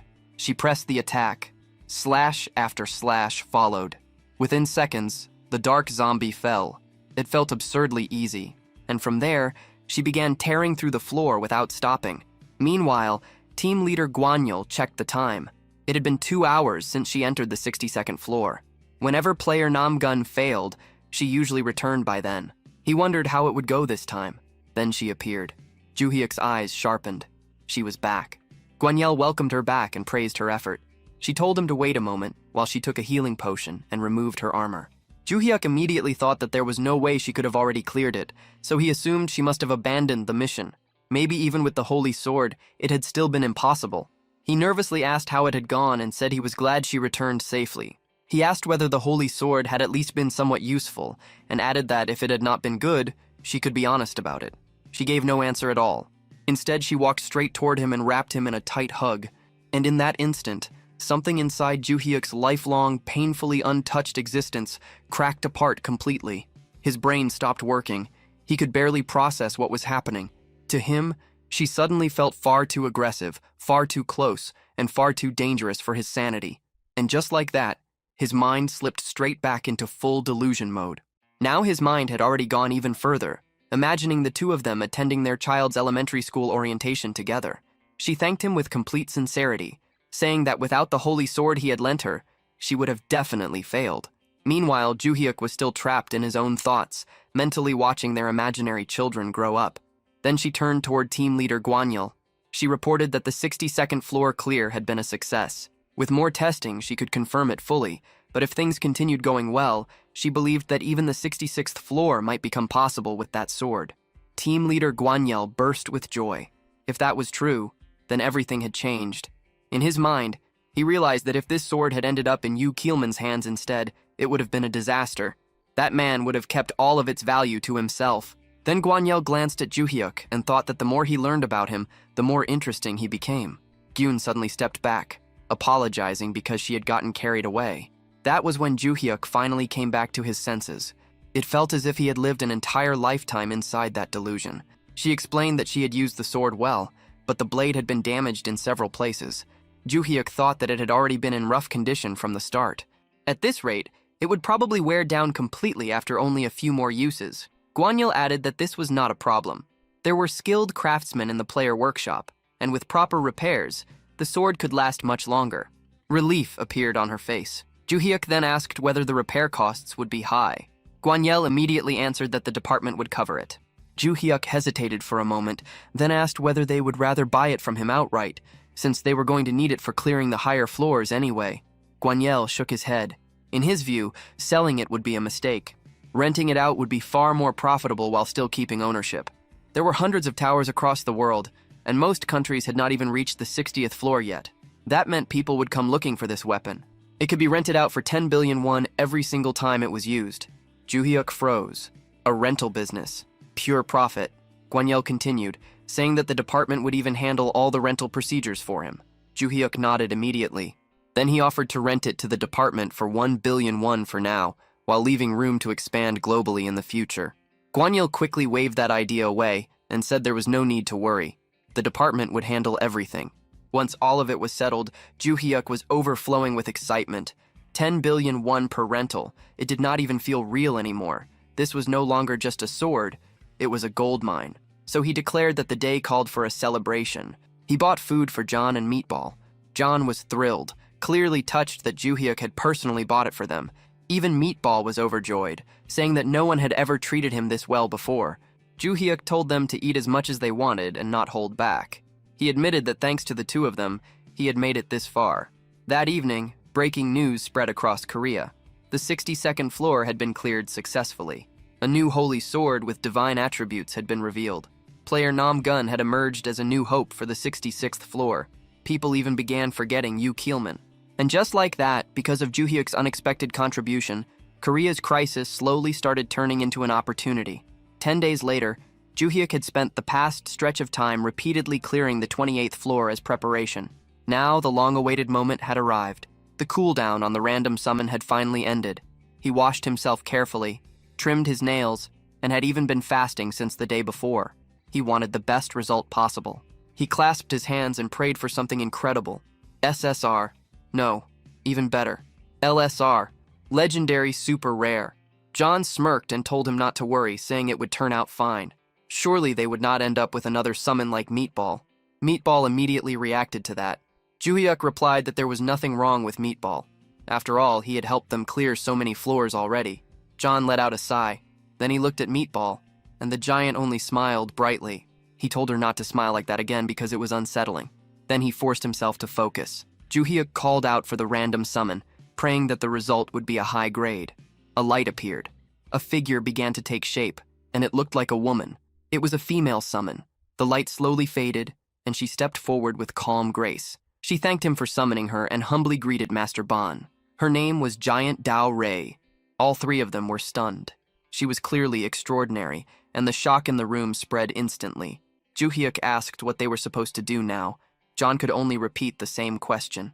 Then the girl suddenly summoned a sword along with shaman bells. She declared with solemn resolve that although she might be lacking, she would devote her life to serving Master Ban. Joo-hyuk blinked at the sight of the sword and the bells. Was she really a shaman? Then her eyes sharpened, and her tone turned cold. She snapped at the others, demanding to know why they were staring at her like that. She asked how they dared look at a maiden with such greedy eyes, and warned that if they had any improper thoughts after seeing her beauty, they would not escape divine punishment. John flinched and tried to brush it off, claiming he had only been curious. She immediately shut that down and called him a liar. Joo-hyuk looked completely confused. He had no idea what kind of situation he had just summoned into existence. He quickly tried to interrupt and calm things down, but the moment her gaze turned toward him, her entire expression softened. She told him that he could look as much as he wished and simply sit back and enjoy the sight. Joo-hyuk froze. Was there seriously not a single normal summon among his followers?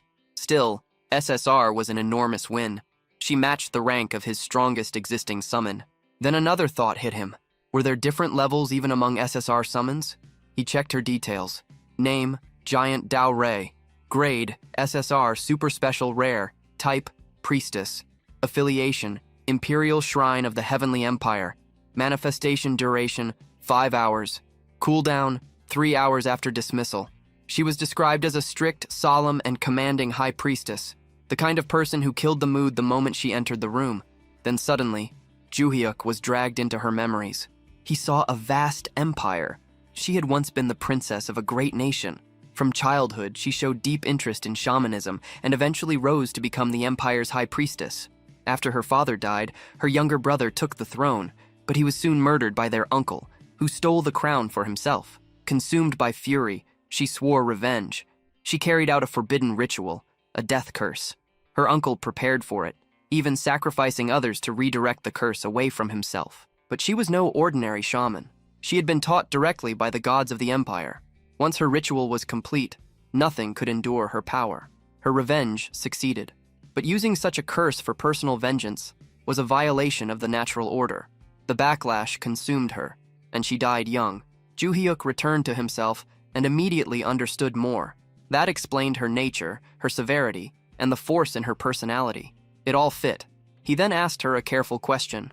She answered that she was honored and told him not to hesitate. He asked who had founded the Chang Empire. She answered without the slightest delay.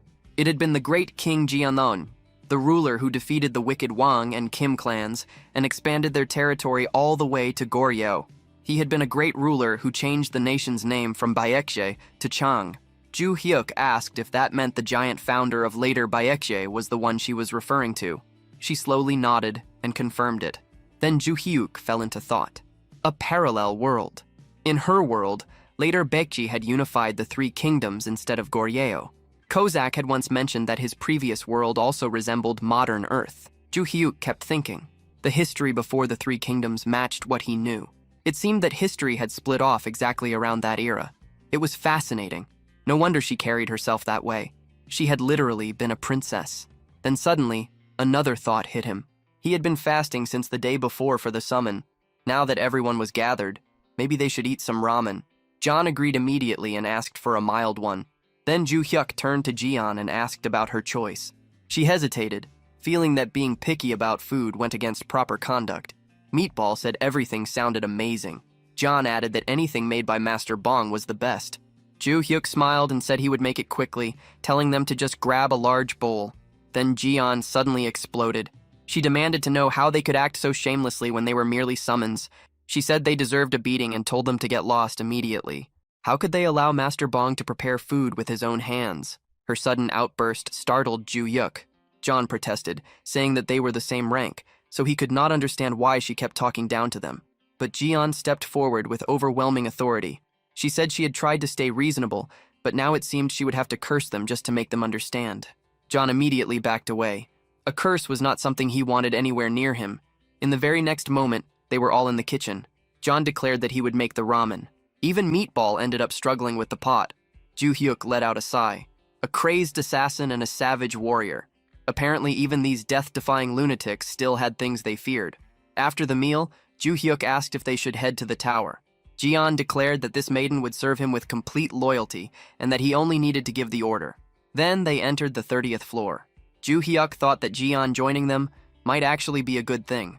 Kozak was completely intimidated by her now, so maybe that would force him to behave. John warned him not to act carelessly. Jian snapped right back and called him a brat, telling him to mind his manners. John answered that loyalty meant safety first. Meatball then declared that he would handle everything himself and that he would protect the summoner even if it cost his life. Jian heard that and turned to John, saying that although she first took him for ill-bred trash with no manners, his spirit was at least in the right place. John flushed a little and muttered to himself, wondering if the hierarchy had already been settled. The mission appeared. Defeat 18 trolls and 1 twin-headed troll. Time limit, 13 hours. John started analyzing the situation. He wondered how a shaman like Jian actually fought. Based on her past, he assumed it would involve curses. Maybe she would unleash some kind of death ritual on them. Then Jian suddenly summoned speakers. Normally, she explained, she would need a master drummer, but since she was alone, she had to make do with another method. Then she began the ritual. She declared that the god's protection was with Master Bong and ordered the wicked spirits to disappear. Divine energy spread across the battlefield. Meatball's body swelled with power, and his skin turned hard like steel. Even the troll's attacks could not leave a mark on him. With a single swing, he erased more than 10 trolls at once. Jong-hyuk's senses grew sharper. His attacks felt quicker, cleaner, and far more deadly. The trolls themselves began to slow down. He immediately realized that she was applying buffs and debuffs at the same time. He had never seen anything like it before. His fighting spirit surged wildly inside him. So he shouted that it was time for him to hunt some too. He tried to rush toward the trolls, but Jian grabbed him at once. She told him to hold back, insisting that combat was best left to his servants. He only needed to sit comfortably and watch. Jong-hyuk felt frustrated. He only wanted to take down one. But Jian could not understand why he would lower himself to stand beside such lowly beings. She insisted that he must not degrade himself like that. Jong-hyuk realized he was about to miss everything again. He told her to let go, but she refused. He could only curse the situation as it happened all over again. Before he could do anything, the mission was already finished. A level-up notification popped up. Jong-hyuk let out a sigh and thought bitterly that he had not managed to defeat even one enemy. He felt that he should have ignored her and forced his way in. Then Jian looked at him.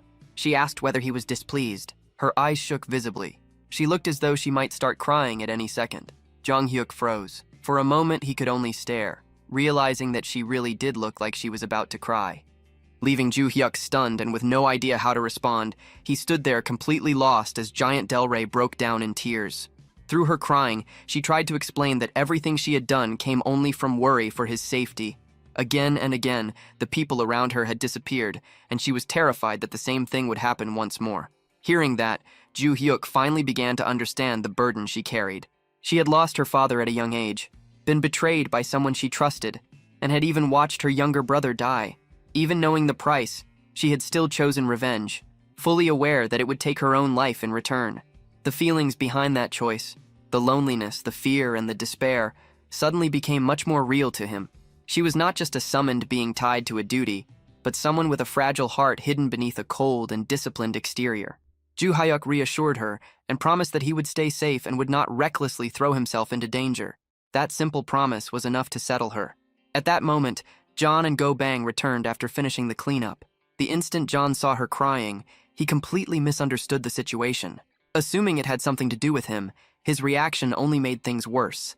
Covered in monster blood, he immediately drew her anger again and was quickly chased off under the threat of another chant, leaving him no choice but to retreat without resistance.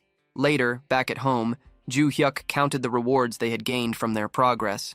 After collecting 30 badges, he unlocked a hidden reward, a cooldown reset ticket for his summoning skill.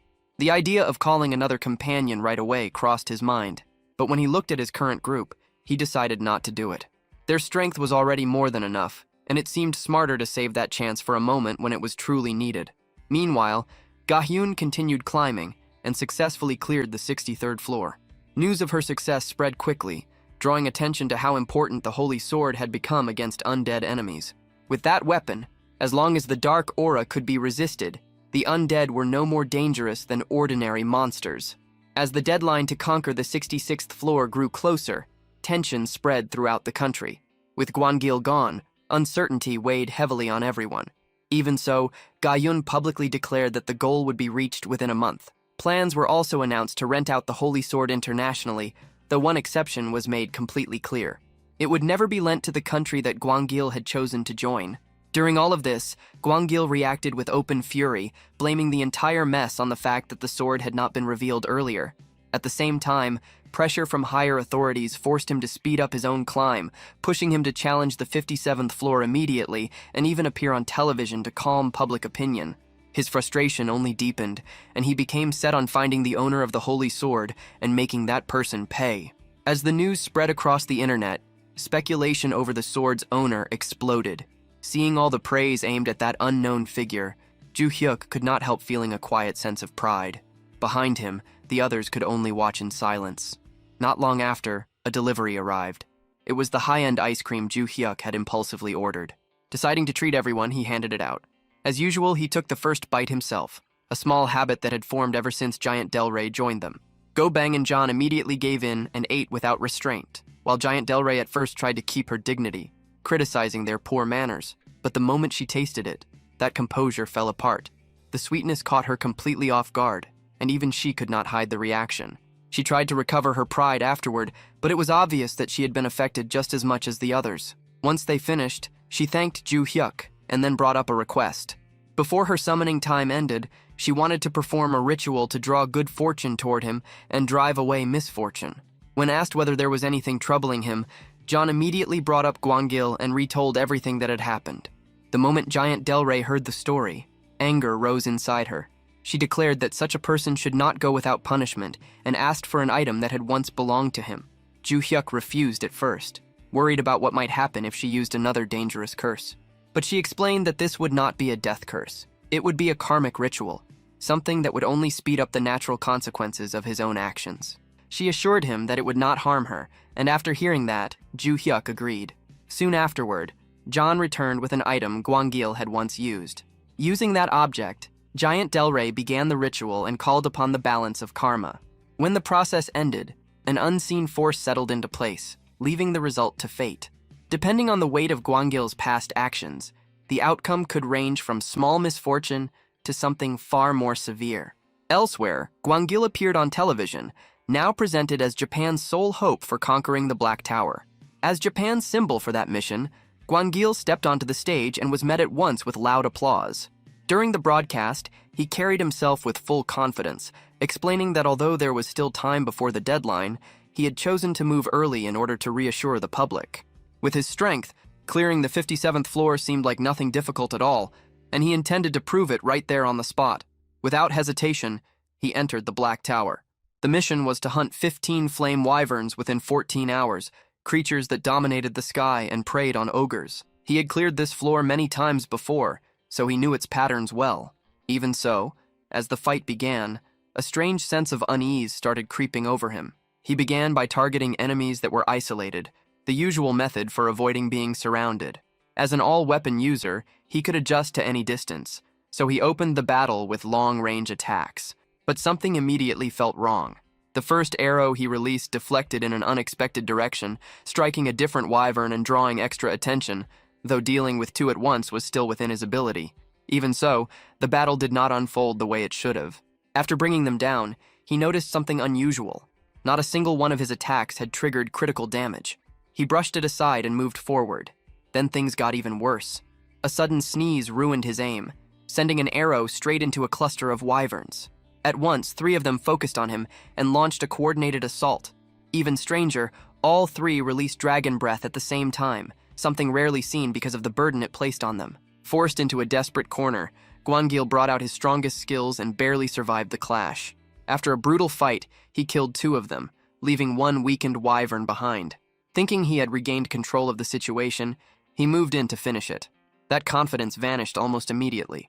As he stepped back, he accidentally crushed a wyvern egg hidden on the ground, something that should never have been there in the first place. The cry of the hatchling rang across the battlefield and drew the attention of the nearby wyverns. The moment he understood the danger, Gwangil realized that staying any longer would get him killed. With no other choice left, he retreated and abandoned the challenge. Outside the tower, the timing could not have been worse. He reappeared right in the middle of a live stage performance. The audience was shocked, but he ignored everything around him and immediately drank a healing potion. Even with the crowd erupting around him, he showed no reaction and walked away in silence. News of his failure spread across the world at once. Public opinion turned vicious, and he quickly became a target of open ridicule. At the same time, Ju Hyuk continued climbing and cleared the 31st floor. But once again, he had failed to join the fight himself, and that left him deeply irritated.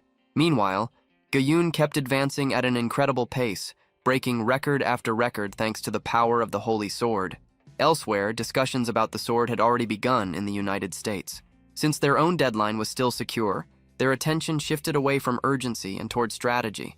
They decided to delay negotiations and use Japan's growing desperation to squeeze out the highest possible profit, planning to wait until the pressure reached its peak before acting.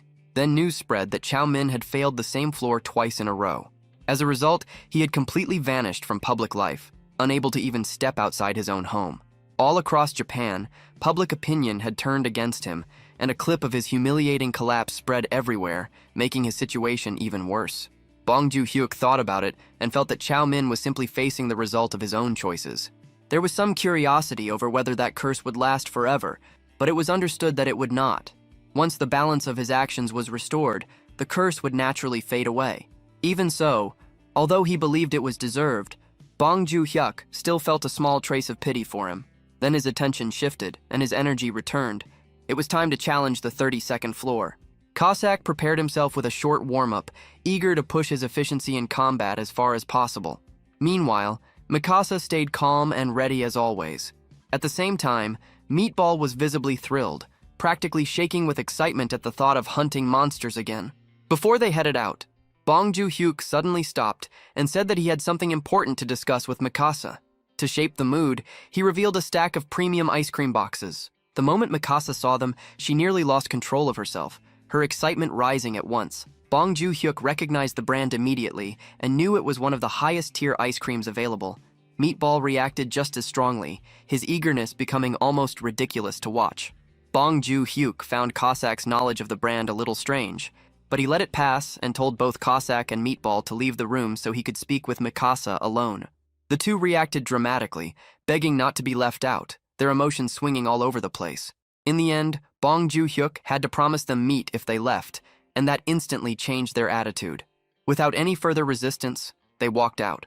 With the room finally quiet, Mikasa reached toward the ice cream, overcome with delight. She looked at Bong Joo-hyuk with clear admiration, obviously pleased by what he had brought her. But he shifted the conversation and questioned whether it really made sense for someone like him to contribute so little in battle. Determined to change that, he declared that from that point on, he would personally hunt several monsters himself. Mikasa tried to negotiate, aiming to limit his involvement for the sake of his safety. After going back and forth for a while, they reached a compromise. Bong Joo-hyuk would kill 3 monsters per floor. With no better option left, Mikasa accepted the condition. Soon after, they entered the 32nd floor. The mission there was to eliminate Stage 2 Minotaurs. Bong Joon-hyuk explained that Minotaurs appeared from the 31st to the 35th floors, with their stage rising on each level. The environment on those floors suited them perfectly, allowing their bodies to grow larger and larger. While Meatball stood at about 3 meters, the king of those creatures could reach 6 meters in height. Even the Stage 2 Minotaurs standing before them now were around 4 meters tall. Their sheer size alone was enough to shake anyone. Seeing such a huge enemy from up close, Bong Joon-hyuk felt doubt creeping in. After pushing Mikasa to let him fight, backing down now would be humiliating. Just as hesitation started to settle in, Mikasa activated her support magic from behind. Her spell strengthened Bong Joon-hyuk and his summons at the same time, while also slowing the enemies. Encouraged by that silent support, he looked around. Meatball was already holding his ground and had brought down several Minotaurs. Cossack stood nearby, ready to step in at any moment if things went wrong. Realizing he was not alone, Bong Joon-hyuk gathered himself and moved toward his target. The Minotaur attacked first, trying to crush him with force, but Bong Joon-hyuk pushed ahead, using Shadow Step to slip around it. At the right moment, he activated the third form of his primordial Thunder Staff, Falling Thunder Flash, and drove the attack straight into the creature's head, bringing it down in one clean strike. He thought about how repeated floor clears had allowed him to unlock that new form. Its speed and power were on a completely different level, though the cooldown was longer. Despite the fear he had felt at the start, he managed to keep his promise and defeat 3 monsters himself, while Cossack and Meatball cleaned up the rest.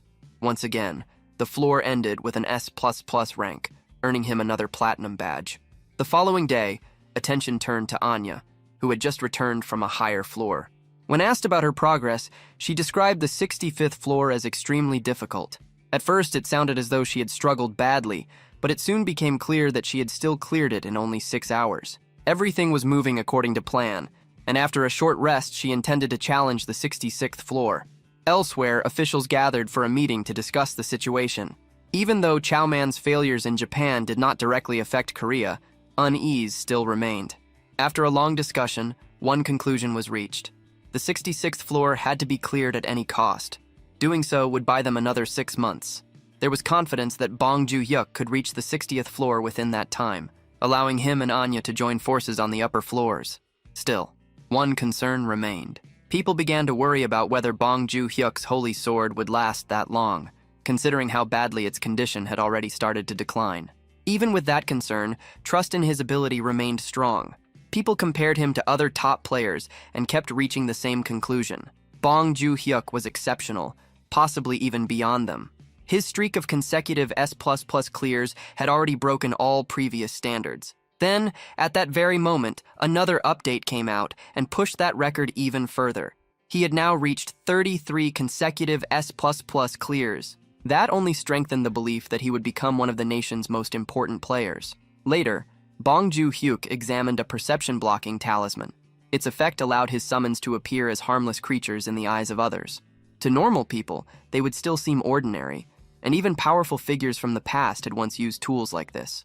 When he tested it, he realized it worked perfectly, even on Meatball despite his huge size.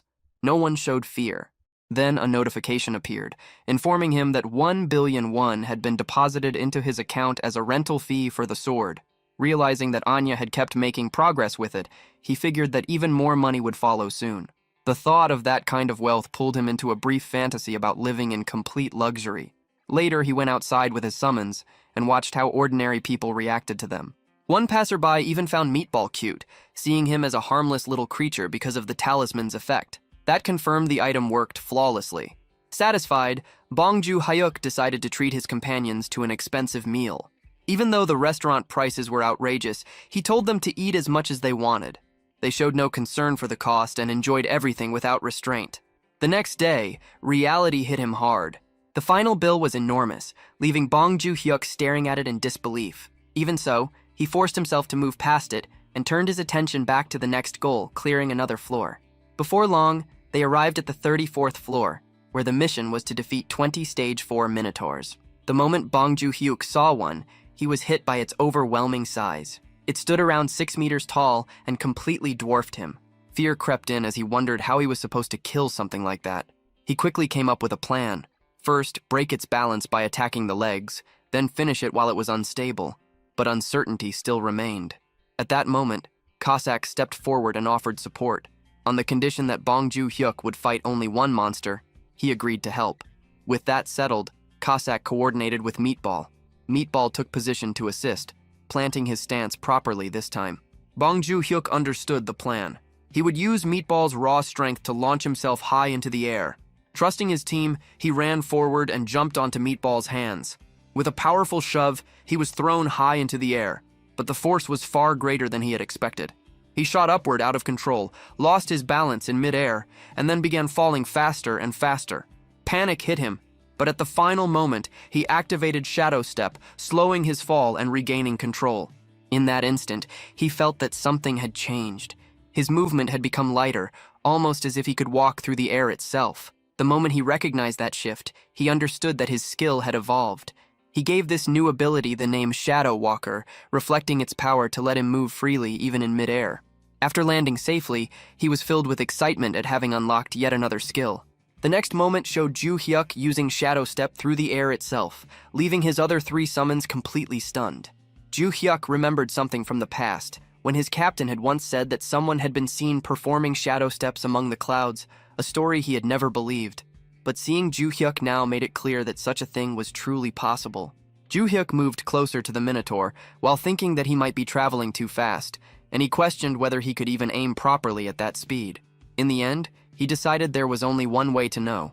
He then activated the 3rd form of his Primal Lightning Staff, Falling Thunder Flash, and with a single strike, the Minotaur was knocked out instantly. Joo-hyuk felt proud when he realized he had managed to land safely by using the recoil from the attack, though a brief unease followed as he wondered whether he had nearly lost control in the process. His 3 summons stared at him in admiration and praised him openly, describing his talent as blinding and saying that even they could not reproduce something like that. They admitted that their summoner deserved to be called a warrior and showed deep respect, even while continuing to urge him to be careful.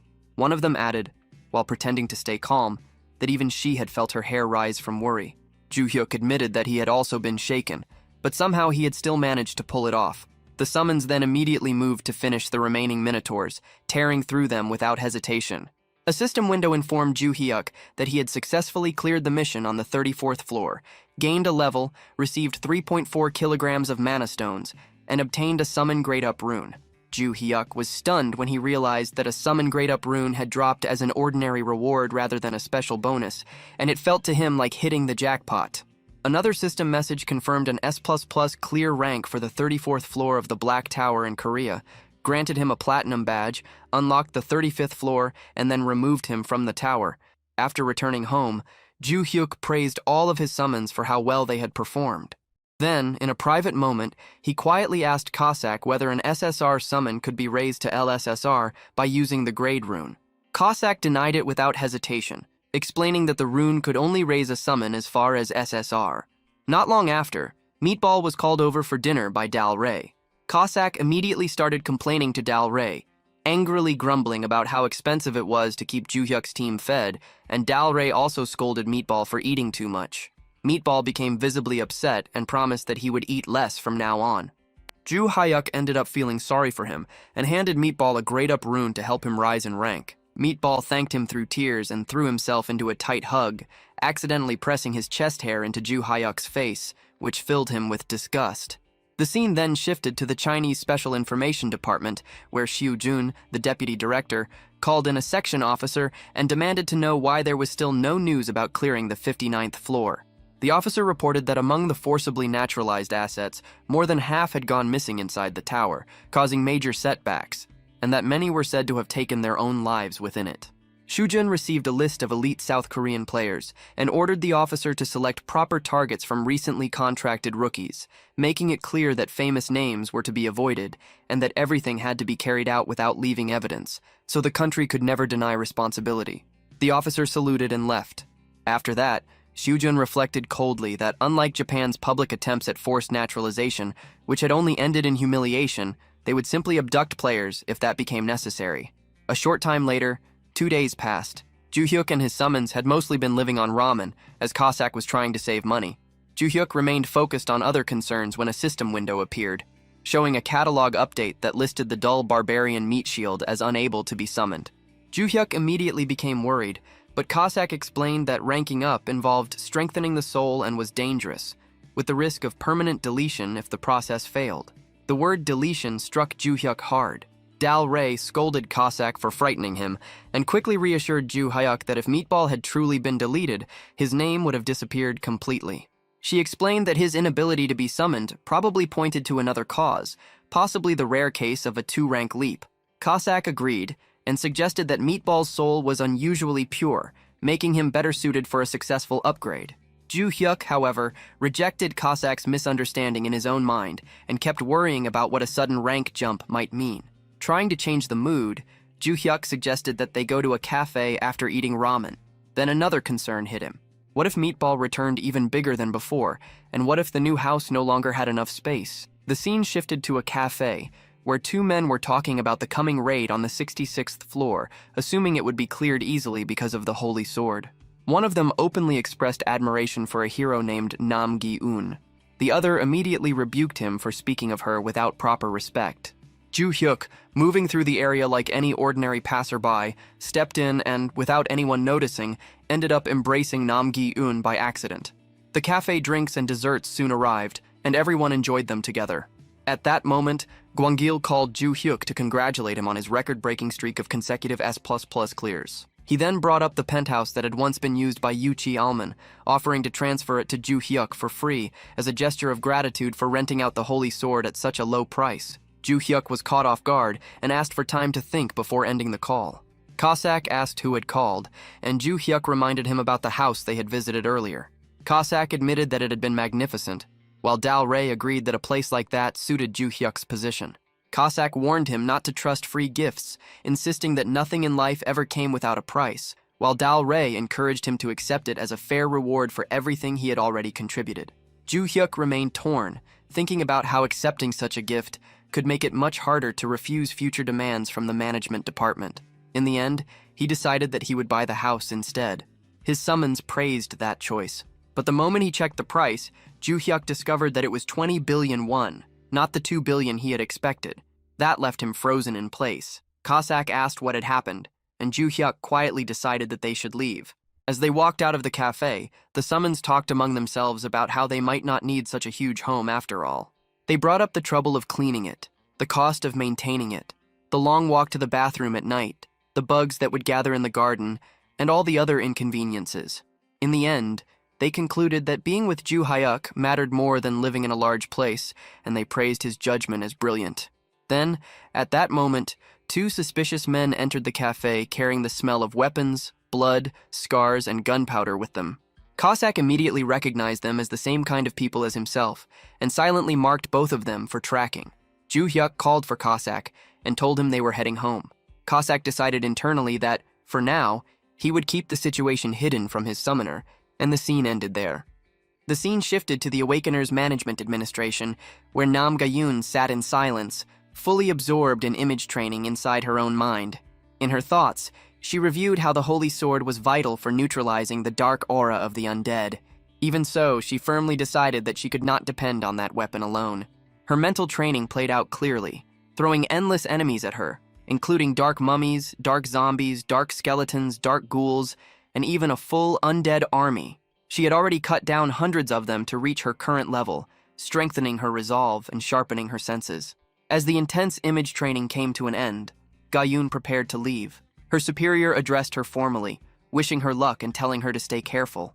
Mina also voiced her concern, supporting her with clear worry on her face. With their encouragement behind her, Gi-eun moved toward the 66th floor of the Korea Black Tower, her focus unshaken as she entered the battlefield. Soon, a skeletal monster appeared in front of her, and without delay, she rushed straight into combat. Hours passed through a brutal struggle, and after 10 exhausting hours, Gi-eun finally came out of the tower. Her body was drained, her breathing was rough, and the fatigue was obvious.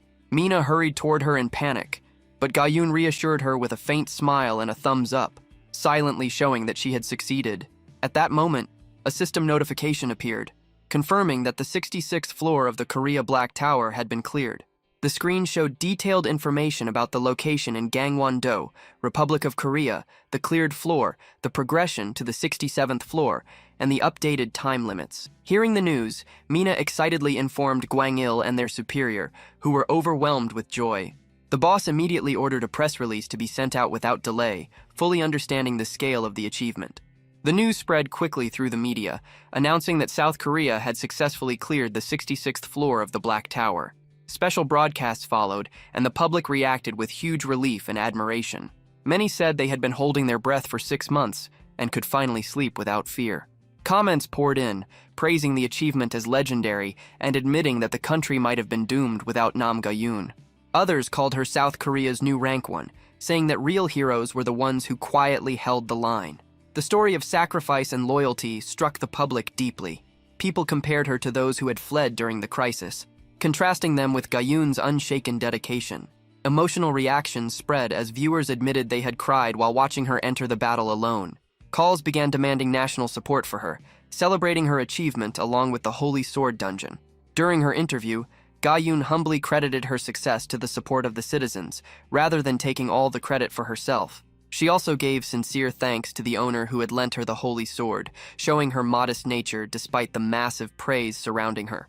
Meanwhile, Jae-hyuk watched the broadcast on television while speaking with Gwang-il on the phone. He had already expected her to succeed, and he felt relieved that the 6 months they gained would give him enough time to climb higher floors at his own pace. After ending the call, he found himself restless, filled with a strong urge to move. He wanted to enter the 35th floor soon, but his progress had been delayed because of Go-bang's condition. Then, a system notification suddenly appeared, showing a catalog update for Savage Meat Shield. Jae-hyuk noticed that the restriction blocking the summon had vanished. Without hesitation, he summoned Meatball, also known as Go-bang. As the summoning finished, Jae-hyuk eagerly wondered whether the result would be SR or SSR rank. The system confirmed that Savage Meat Shield had been successfully called through designated summon. Jae-hyuk welcomed Go-bang back, but his expression quickly shifted into shock when he saw the transformation. Go-bang was no longer the same huge and bulky figure. Instead, he looked fit, muscular, and shockingly handsome, with a sharp body and clear 8-pack abs. Go-bang thanked him, saying he had been afraid he would never return, and that he was deeply grateful to be summoned again. The system displayed his updated catalog, showing that his rank had risen to SSR. He was now classified as a savage warrior, with detailed stats including manifestation limits, satisfaction rating, and cooldown time. Soon after, Dalry and Cossack were summoned as well. They greeted Jae-hyuk with respect, but both froze when they saw Go-bang's new appearance. Cossack, confused and uneasy, questioned whether their existence had been exposed to another person. Jae-hyuk explained that the transformed warrior was none other than Go-bang himself. Their disbelief was clear. As Cossack struggled to accept it, Jae-hyuk congratulated Go-bang on his reinforcement, noting that the sharp rise in rank had changed his body completely. To confirm his identity, Jae-hyuk asked Go-bang to recite the 3 laws of the summoned. Go-bang tried to answer, but failed to remember them properly, which reassured Jae-hyuk that despite the new appearance, it was definitely the same Go-bang. With Go-bang back, Jae-hyuk suggested entering the tower again for a farming mission. The team agreed and moved to the 34th floor of the Korea Black Tower. When they arrived, they faced massive demons. Go-bang stepped forward, saying he would take the lead. Jae-hyuk hesitated, worried about his new form, which now looked smaller compared to his former towering size. Jae-hyuk suggested that Go-bang should receive buffs from Dalry and work together with Cossack, but Go-bang refused, saying he wanted to test his evolved strength on his own. Trusting his resolve, Jae-hyuk reluctantly agreed, while telling Cossack to stay ready in case intervention became necessary. Go-bang then let out a thunderous shout, drawing every demon's attention at once. Jae-hyuk grew alarmed, thinking it would have been smarter to fight them one by one. But then Go-bang transformed again, growing even larger than before. His size now rivaled a minotaur's, reaching a massive scale that stunned everyone there. What followed was pure, overwhelming force. Go-bang fought the entire group of demons alone, showing incredible toughness and destructive power. His once reckless style now looked controlled and terrifying. Jae-hyuk watched in awe, even joking that he should have brought popcorn to enjoy the show. Cossack, however, reacted with irritation, complaining that Go-bang's power had been boosted far more unfairly than his own rune upgrade. Dowry scolded him sharply for that attitude, reminding him that Go-Bang's increased strength meant Jae-hyuk would be safer. Realizing his mistake, Cossack apologized, clearly ashamed. Jae-hyuk then stepped in, softly asking Dowry to treat Cossack with more respect. Constant harsh words were unnecessary and made things uncomfortable. Dowry accepted the correction and sincerely apologized to Cossack, even taking his hand as a sign of goodwill. The reconciliation relieved Jae-hyuk, who wanted the group to stay united. Meanwhile, Go-Bang kept fighting fiercely. At one point, he was struck from behind, making Jae-hyuk panic for a moment. But Go-Bang answered with even greater force, completely overpowering the demons. His performance went far beyond anything he could do as an R rank, proving just how much he had grown. Soon after, a system message confirmed that the 34th floor mission had been cleared successfully. Go-Bang returned to his refined human form and calmly stated that the 34th floor had been far too easy for him. There was no arrogance in his tone, only quiet certainty backed by overwhelming strength. The energy still hanging in the air made it clear that he had not even gone all out. Even the system's presence felt strangely subdued, as if recognizing his dominance. Go-Bang expressed a desire to challenge stronger floors and keep fighting without end. Jae-hyuk, impressed and excited, declared that S++ clears would no longer be a problem. With renewed confidence and determination, he decided to climb quickly toward higher floors, moving forward together with... The next scene showed Dowry, Joo-hyuk, and Meatball sitting together while eating. Joo-hyuk looked at Meatball and smiled, thinking that with his increased firepower and a more compact SSR form, things felt satisfying in many ways. However, despite the change in appearance, Meatball still ate like a wild animal, throwing food everywhere. Seeing that, Joo-hyuk's smile faded, replaced by disappointment, realizing that nothing about Meatball's behavior had improved. Frustration burst out, and he snapped at him to stop making a mess. Meanwhile, Cossack sat quietly, his thoughts far away as he stared coldly out the window. Joo-hyuk noticed and asked why he was not eating. Cossack forced a small smile and brushed it off, saying he simply had things on his mind. Dowry pointed out that his jealousy was too obvious in front of the young master. Cossack, looking shaken and close to tears, denied it strongly. He explained that thanks to Meatball, Summoner Bong was much safer now, and that he was genuinely glad about it. Joo-hyuk reminded himself not to lower his guard just because Meatball had gotten smaller, noting that his appetite seemed even worse than before. He offered some food he had saved. Cossack became emotional, eating while crying and expressing how moved he felt. Joo-hyuk then asked if there was anything else he needed. Cossack hesitated before admitting that his manifestation time was about to end and asked to be summoned again around midnight. He explained the designated summon cooldown, that once his time expired, 3 hours had to pass before he could return. Joo-hyuk asked why, and Cossack shyly revealed the reason. There was a football match scheduled overseas that night, and he wanted to watch it live. Joo-hyuk looked surprised, wondering if Cossack had always liked football. Cossack eagerly confirmed it, clearly excited. Joo-hyuk agreed to summon him again later, and Cossack smiled with genuine happiness. Joo-hyuk then mentioned that he planned to visit the Awakening Management Department since he had gathered a large amount of mana stones. Cossack grew uneasy and asked if he was going alone, requesting to go with him. Meatball insisted that the outside was dangerous, saying the warrior should protect the summoner. Dowry also stepped in, suggesting that it was safer if they accompanied him. All of them acted like he was a child, refusing to let him go by himself. Joo-hyuk grew annoyed and snapped, reminding them that they could not even enter if they were not registered as players. The scene then shifted to the Awakening Management Department. Joo-hyuk arrived in a car sent by Gwang. Gwang welcomed him warmly, thanking him for taking the time to come. Joo-hyuk smiled and said that since a car was always sent for him, it was never a hassle. In his mind, he thought that the real difficulty had been leaving his summons behind. He casually mentioned that a normal car would have been enough, since he was not used to riding in limousines. Gwang laughed it off and told him not to feel burdened, saying that such treatment was only natural. Then he guided Joo-hyuk inside. They sat down on a sofa, and Gwang informed him that the mana stones he had brought weighed 54 kilograms, and that a total of 27 million won had already been deposited. Joo-hyuk expressed his thanks. Gwang congratulated him on clearing the floor, and pointed out that player Nam Gi-eun had also performed remarkably well. He added that her success was largely due to Joo-hyuk lending her the Holy Sword.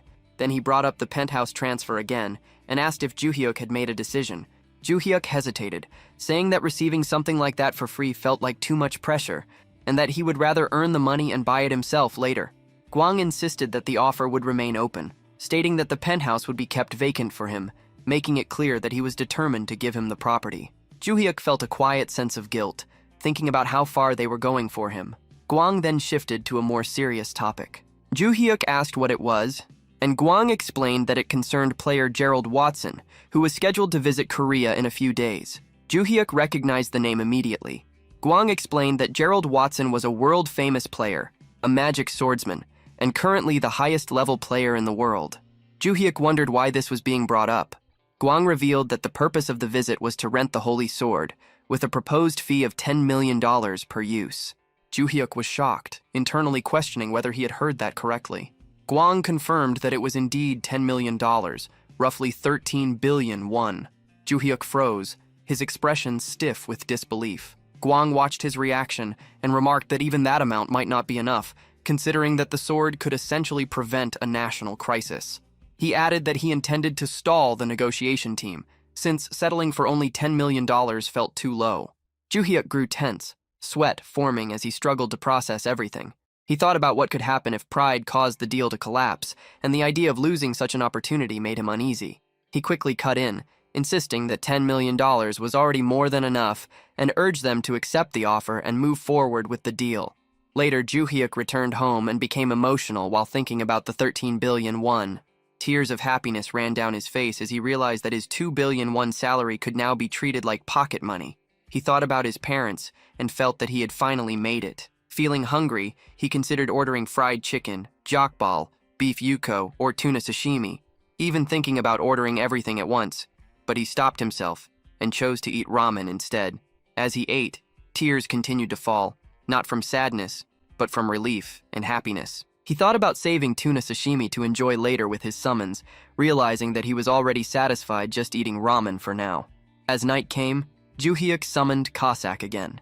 He mentioned that he was exhausted from moving around all day and would not be able to stay awake to see him off when his time ended. He told Cossack to enjoy the football match as much as he wanted.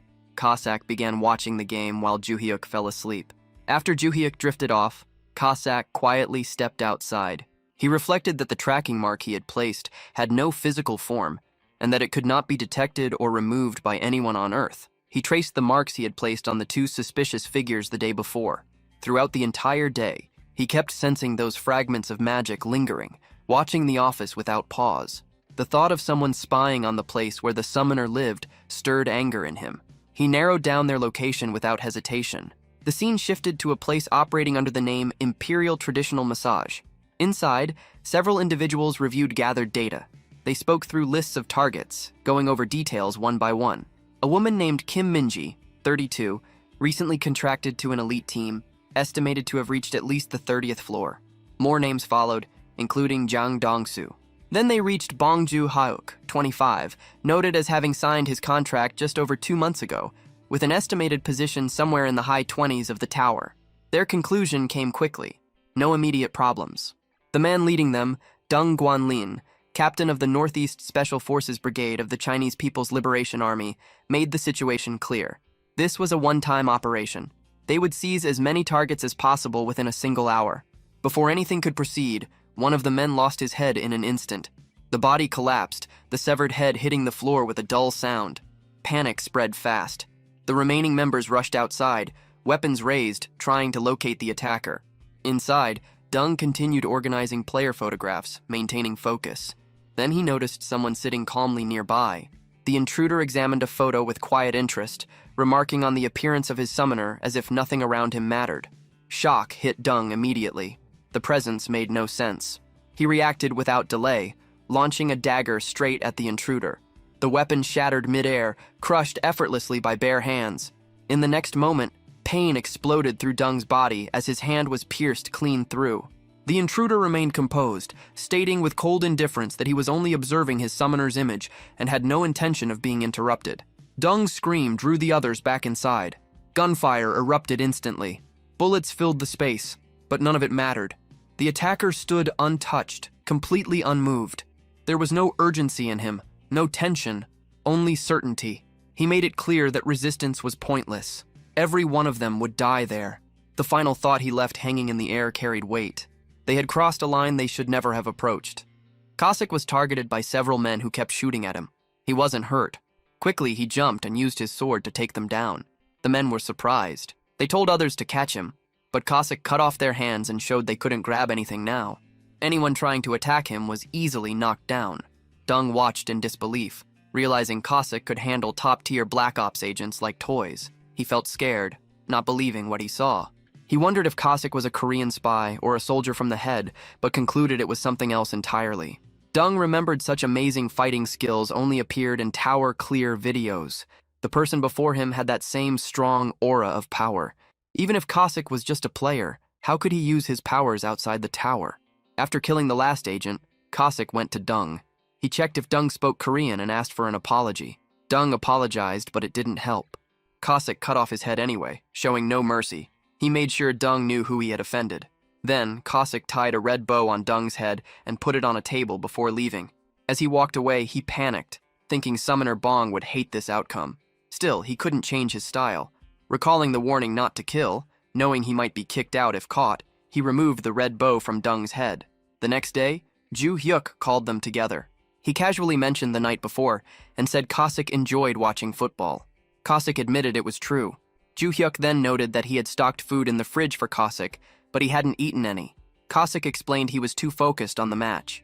Ju Hyuk found Cossack's enjoyment amusing and suggested they let him know if Cossack wanted to watch another match. Shortly afterward, the three of them prepared for clearing the 35th floor and defeating the Minotaur King.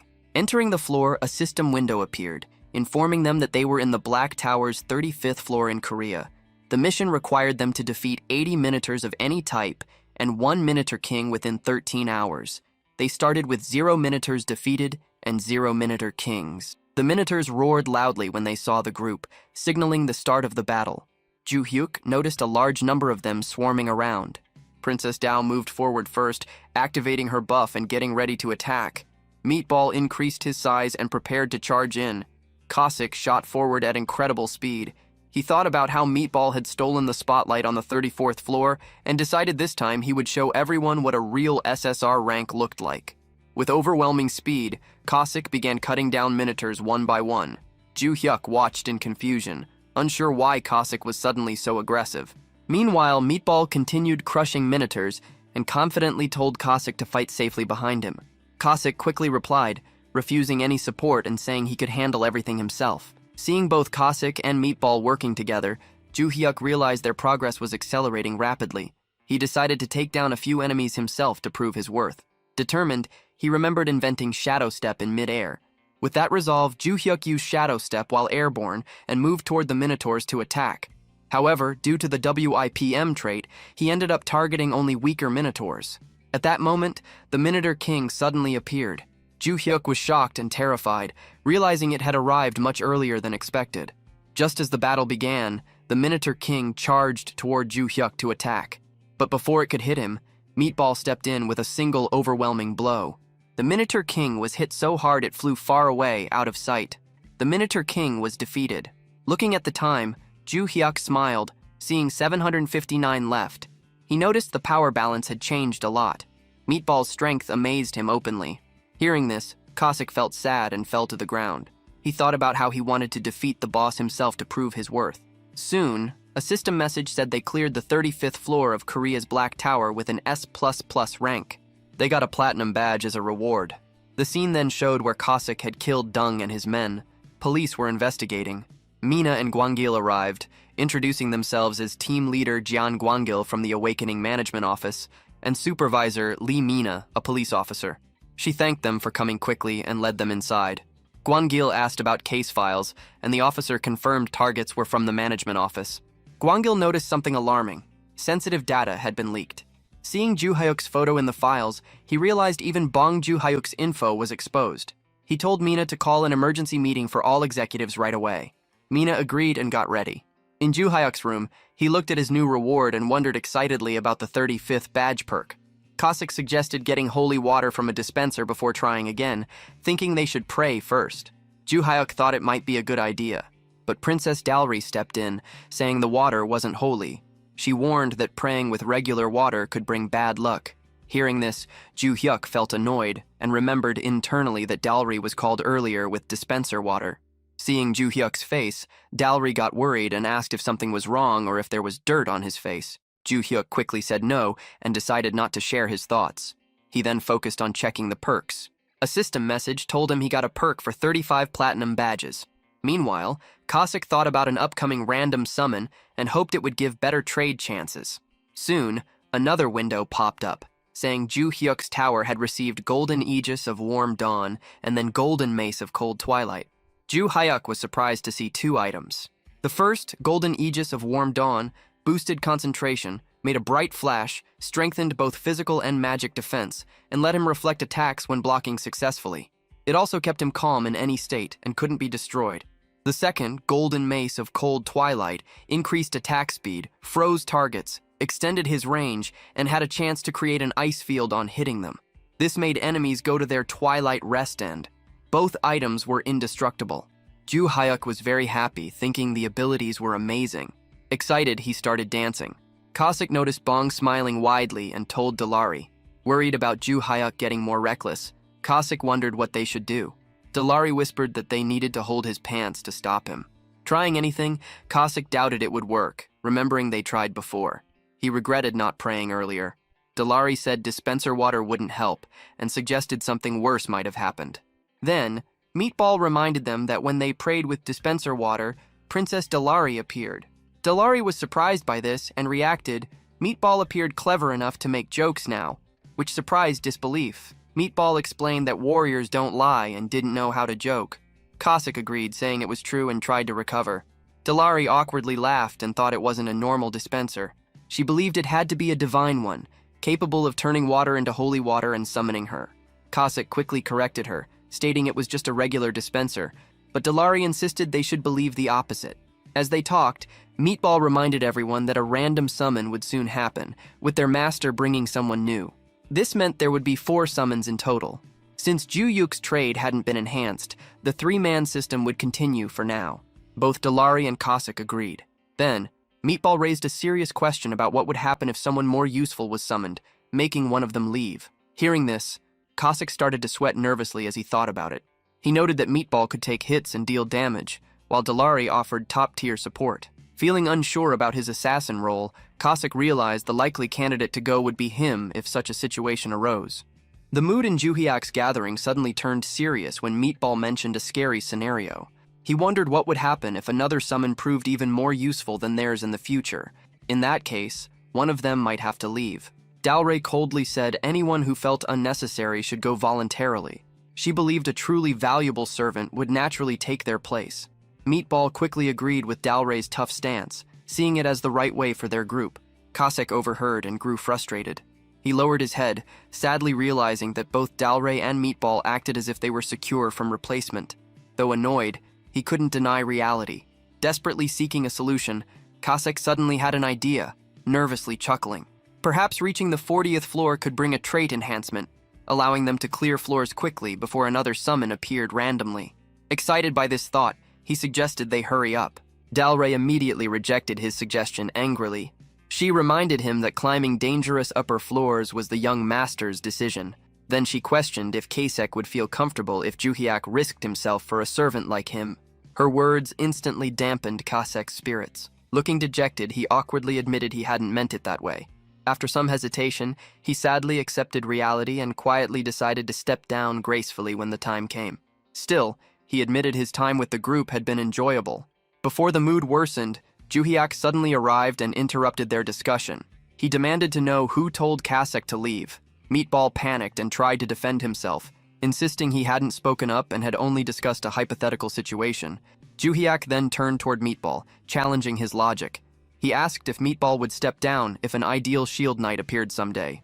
Looking at Dalry, he questioned whether she would be discarded if a saintess or priest emerged. Ju Hyuk firmly declared that if he was climbing the tower, he didn't plan on leaving anyone behind. Ju Hyuk assured them that this team would remain intact until their climb ended. After speaking those words, Ju Hyuk privately pondered if his statement sounded impressive. The emotional declaration left Cossack deeply moved. Tears streamed down his face as he repeatedly thanked Ju Hyuk. Realizing how anxious Cossack was, Ju Hyuk apologized and decided to act quickly. He declared that they would keep clearing floors non-stop until a trait enhancement allowing 4 simultaneous summons appeared. Kasek felt touched but worried about Juhyak overworking himself for him. He insisted it was okay and admitted he wouldn't forgive himself if Juhyak pushed too hard because of him. Juhyak merely smiled before suggesting another approach. He announced that, in the meantime, he would step back completely and not engage with any monsters at all. He humorously asked if this still counted as overdoing things and questioned if anyone could object now.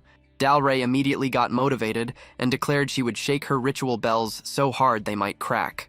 Meatball proudly pledged to personally protect the summoner and achieve the S++ clear rank. Finally, Juhyak turned towards Kasek and asked if he was joining them. Kasek burst into tears again and passionately agreed that he was definitely in.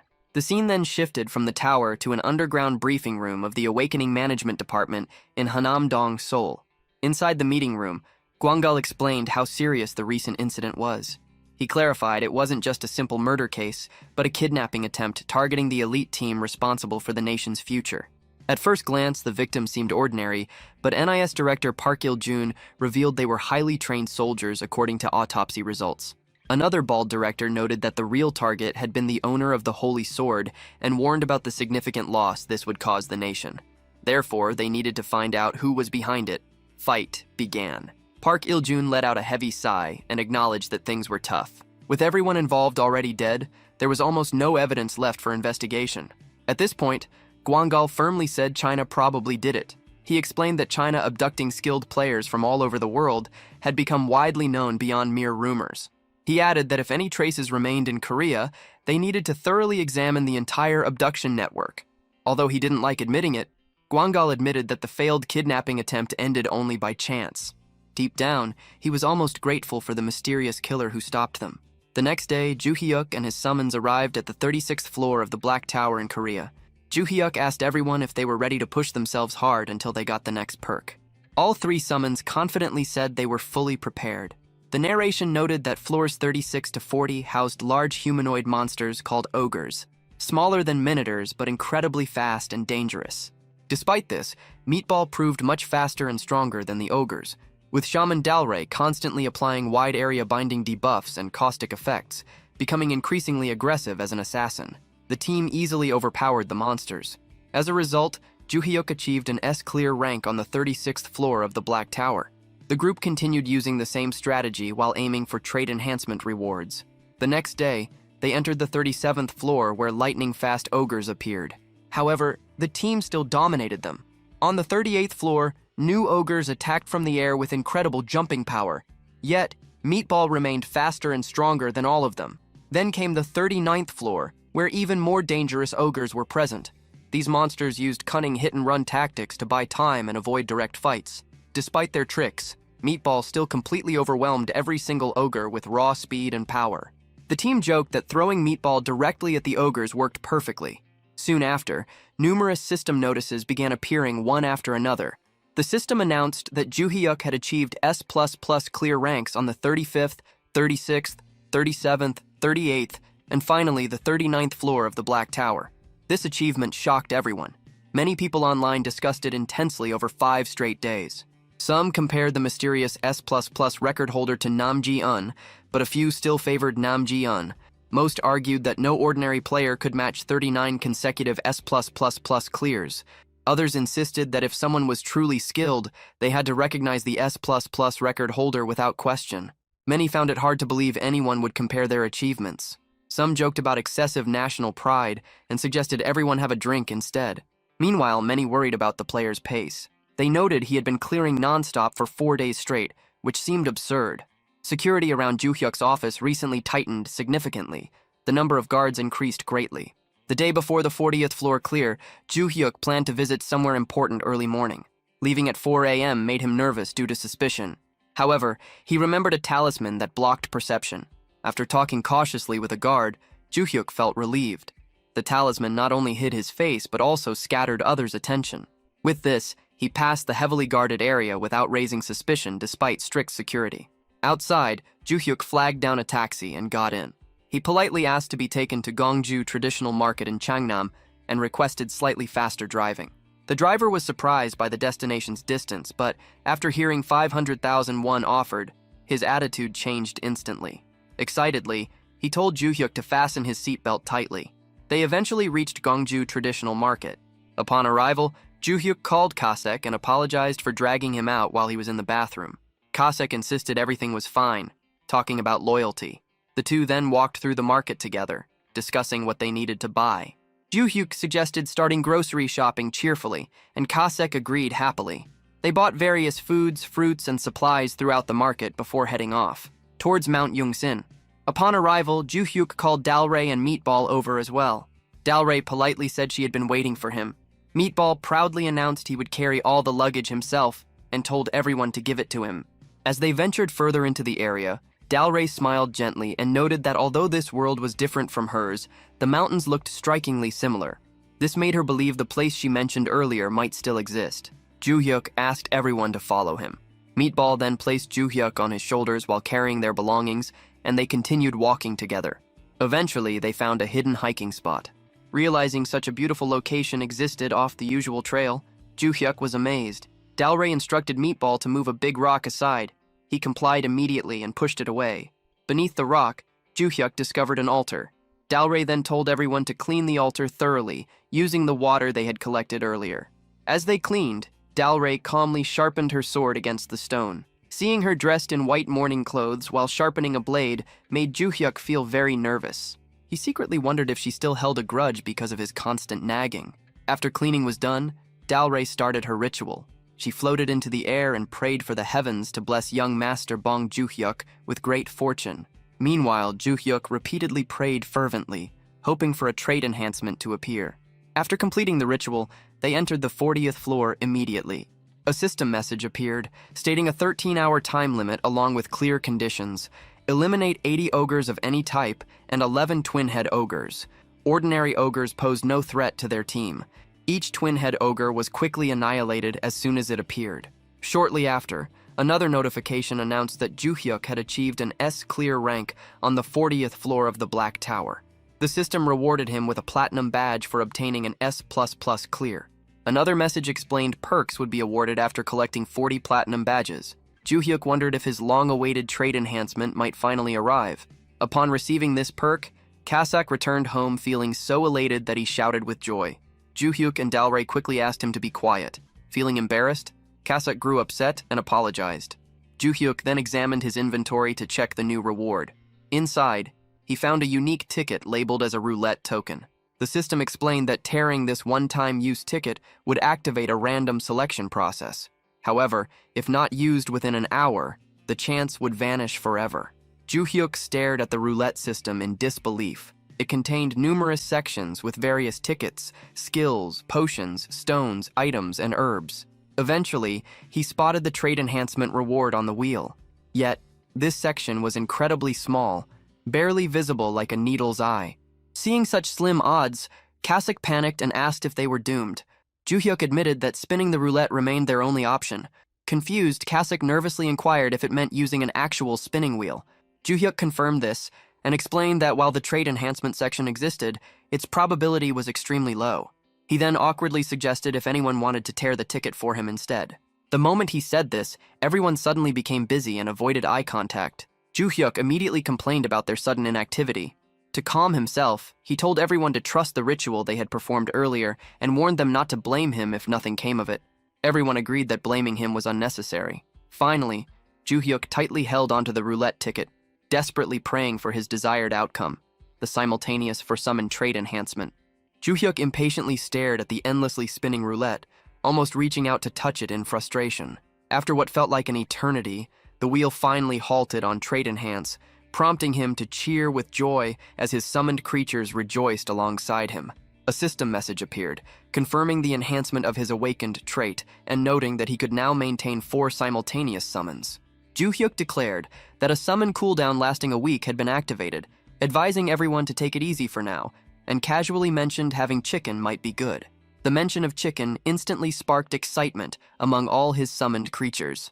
Meanwhile, at Incheon International Airport, Gerald Watson rushed out of an arriving plane with great enthusiasm. Director Antonio was puzzled by Gerald's sudden dash, but learned that he had been eagerly waiting to take revenge on the Dark Specters. Antonio reminded him they had already defeated them before, but Gerald brought up Nam Gayan from Korea, who completed the challenge in just 10 hours. Gerald insisted he needed to match this time for true revenge. Antonio silently worried about Gerald's reckless nature as he reluctantly followed.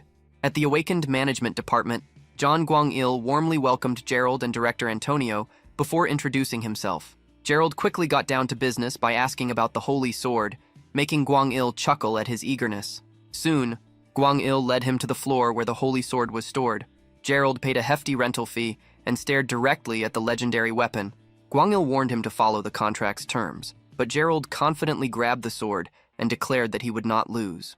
Immediately afterward, the system announced the start of the Black Tower's 66th floor mission: defeat 10 Dark Specters within 15 hours. Gerald entered the floor and began continuously slaughtering monsters, thinking the 20 million rental fee was well worth it. 5 days later, Ju-hyuk had locked himself in his room with a warning sign outside, instructing everyone not to disturb him. He reflected on advice from Gwion Dalre, the greatest shaman of Cheon Empire, while his synchronization rate steadily increased to 95%.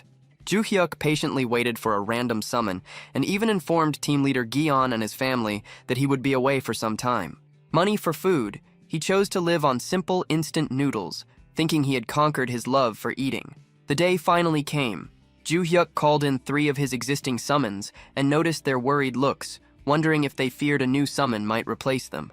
To avoid tension, he started the random summoning right away. A small, plump hamster appeared from the circle. The system identified it as Razix, an R-grade worker-type beastkin. Razix could stay for 10 hours, had no satisfaction rating yet, and needed a cooldown of 3 hours after being unsummoned.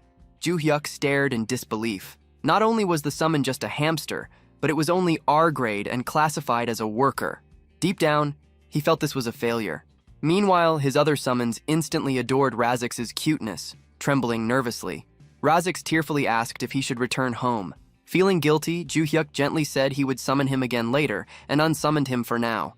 Disappointed but pragmatic, Ju-hyuk decided to make use of Razix somehow. Still, the outcome felt anticlimactic. Another system notification appeared, revealing a skill cooldown reset ticket. Galray encouraged Ju-hyuk to see it as luck, while Kasak explained they needed someone to help summoner Bong climb the tower. Meatball confidently assured him things would work out this time. Encouraged by their support, Ju-hyuk thanked them sincerely before attempting another random summon. This time felt different. Ju-hyuk sensed something special was coming. Soon, a Taoist immortal appeared from the circle. The system introduced him with an intimidating description: the greatest enemy of Morim, the most sinister figure in Jonggu, and responsible for countless deaths. His name was Gwangma, the Mad Demon. He was LSSR rarity, legendary super rare, a human-type Miram warrior who could stay for 3 hours before needing a cooldown of 3 hours. Ju-hyuk felt uneasy from this horrifying description. Surprisingly, however, Gwangma politely greeted him. Relieved, Ju-hyuk returned the greeting, thinking at least the summon appeared polite on the surface. But Gwangma's history was soon revealed. In an age of chaos, Morim and the government had a tacit agreement not to interfere with each other. Gwangma broke this taboo by the emperor was beheaded and his head was shown in the market square. Consequently, the Morim alliance, the unconventional faction, and even the demonic cult joined forces to declare him their public enemy. After 7 days and nights of fighting, he was finally slain by the combined efforts of Morim's top leaders. Upon hearing this tale, Ju-hyuk realized Gwangma truly was terrifying. Yet, he also grasped that such a monster must have immense strength. Gwangma glanced at Ju-hyuk's existing summons, introduced them, and encouraged everyone to greet each other. However, the 3 summons stood awkwardly. Gwangma coldly dismissed them as insignificant beings not worth speaking to. He then asked how many towers had collapsed so far. Ju-hyuk replied that 1 tower had fallen, which seemed to ease Gwangma slightly. When Ju-hyuk explained humanity's conquest only reached the 67th floor, Gwangma disclosed a grim truth. Once humanity surpassed the 71st floor, collapsing towers would start appearing globally. He warned that these collapsed towers pierced into the earth like giant nails and permanently corrupted it. Fortunately, things were not dire yet since just 1 tower had fallen. Gwangma then explained the cruel aspect of the tower system. Individuals could only enter towers within their own countries due to nationality restrictions, making the system extremely cunning. He assured Ju Hyuk that his country would remain safe because Gwangma was now present, stating Ju Hyuk no longer needed weaker summons. However, he pointed out that saving just one nation meant nothing if humanity perished. With a sinister grin, Gwangma declared he would help Ju Hyuk conquer the world itself. He vowed to spill blood if necessary and promised Ju Hyuk would eventually be the sole emperor ruling over all humans. Horrified, Ju Hyuk wondered if Gwangma had lost his mind. Quickly, he ordered him not to do anything reckless, but Gwangma calmly refused, insisting such actions were essential for saving both Ju Hyuk and the world. Following his third belief principle, Gwangma announced he would return after eliminating all politicians in the country and placing Ju Hyuk at the top of power. The moment he tried to leave, Ju Hyuk's 3 summons immediately pointed their weapons at him, ordering him to stop. Gwangma responded with a terrifying glare, questioning how insignificant beings dared show such intent. As he approached, Ju Hyuk noticed the situation was getting dangerously out of hand. To prevent things from worsening, he quickly dismissed Gwangma. 3 hours later, the mood shifted dramatically. Ju Hyuk and the other summoned beings gathered around Rosix, joyfully holding up the small hamster and doting on him. Meanwhile, Rosix was still in shock over the sudden affection showered upon it.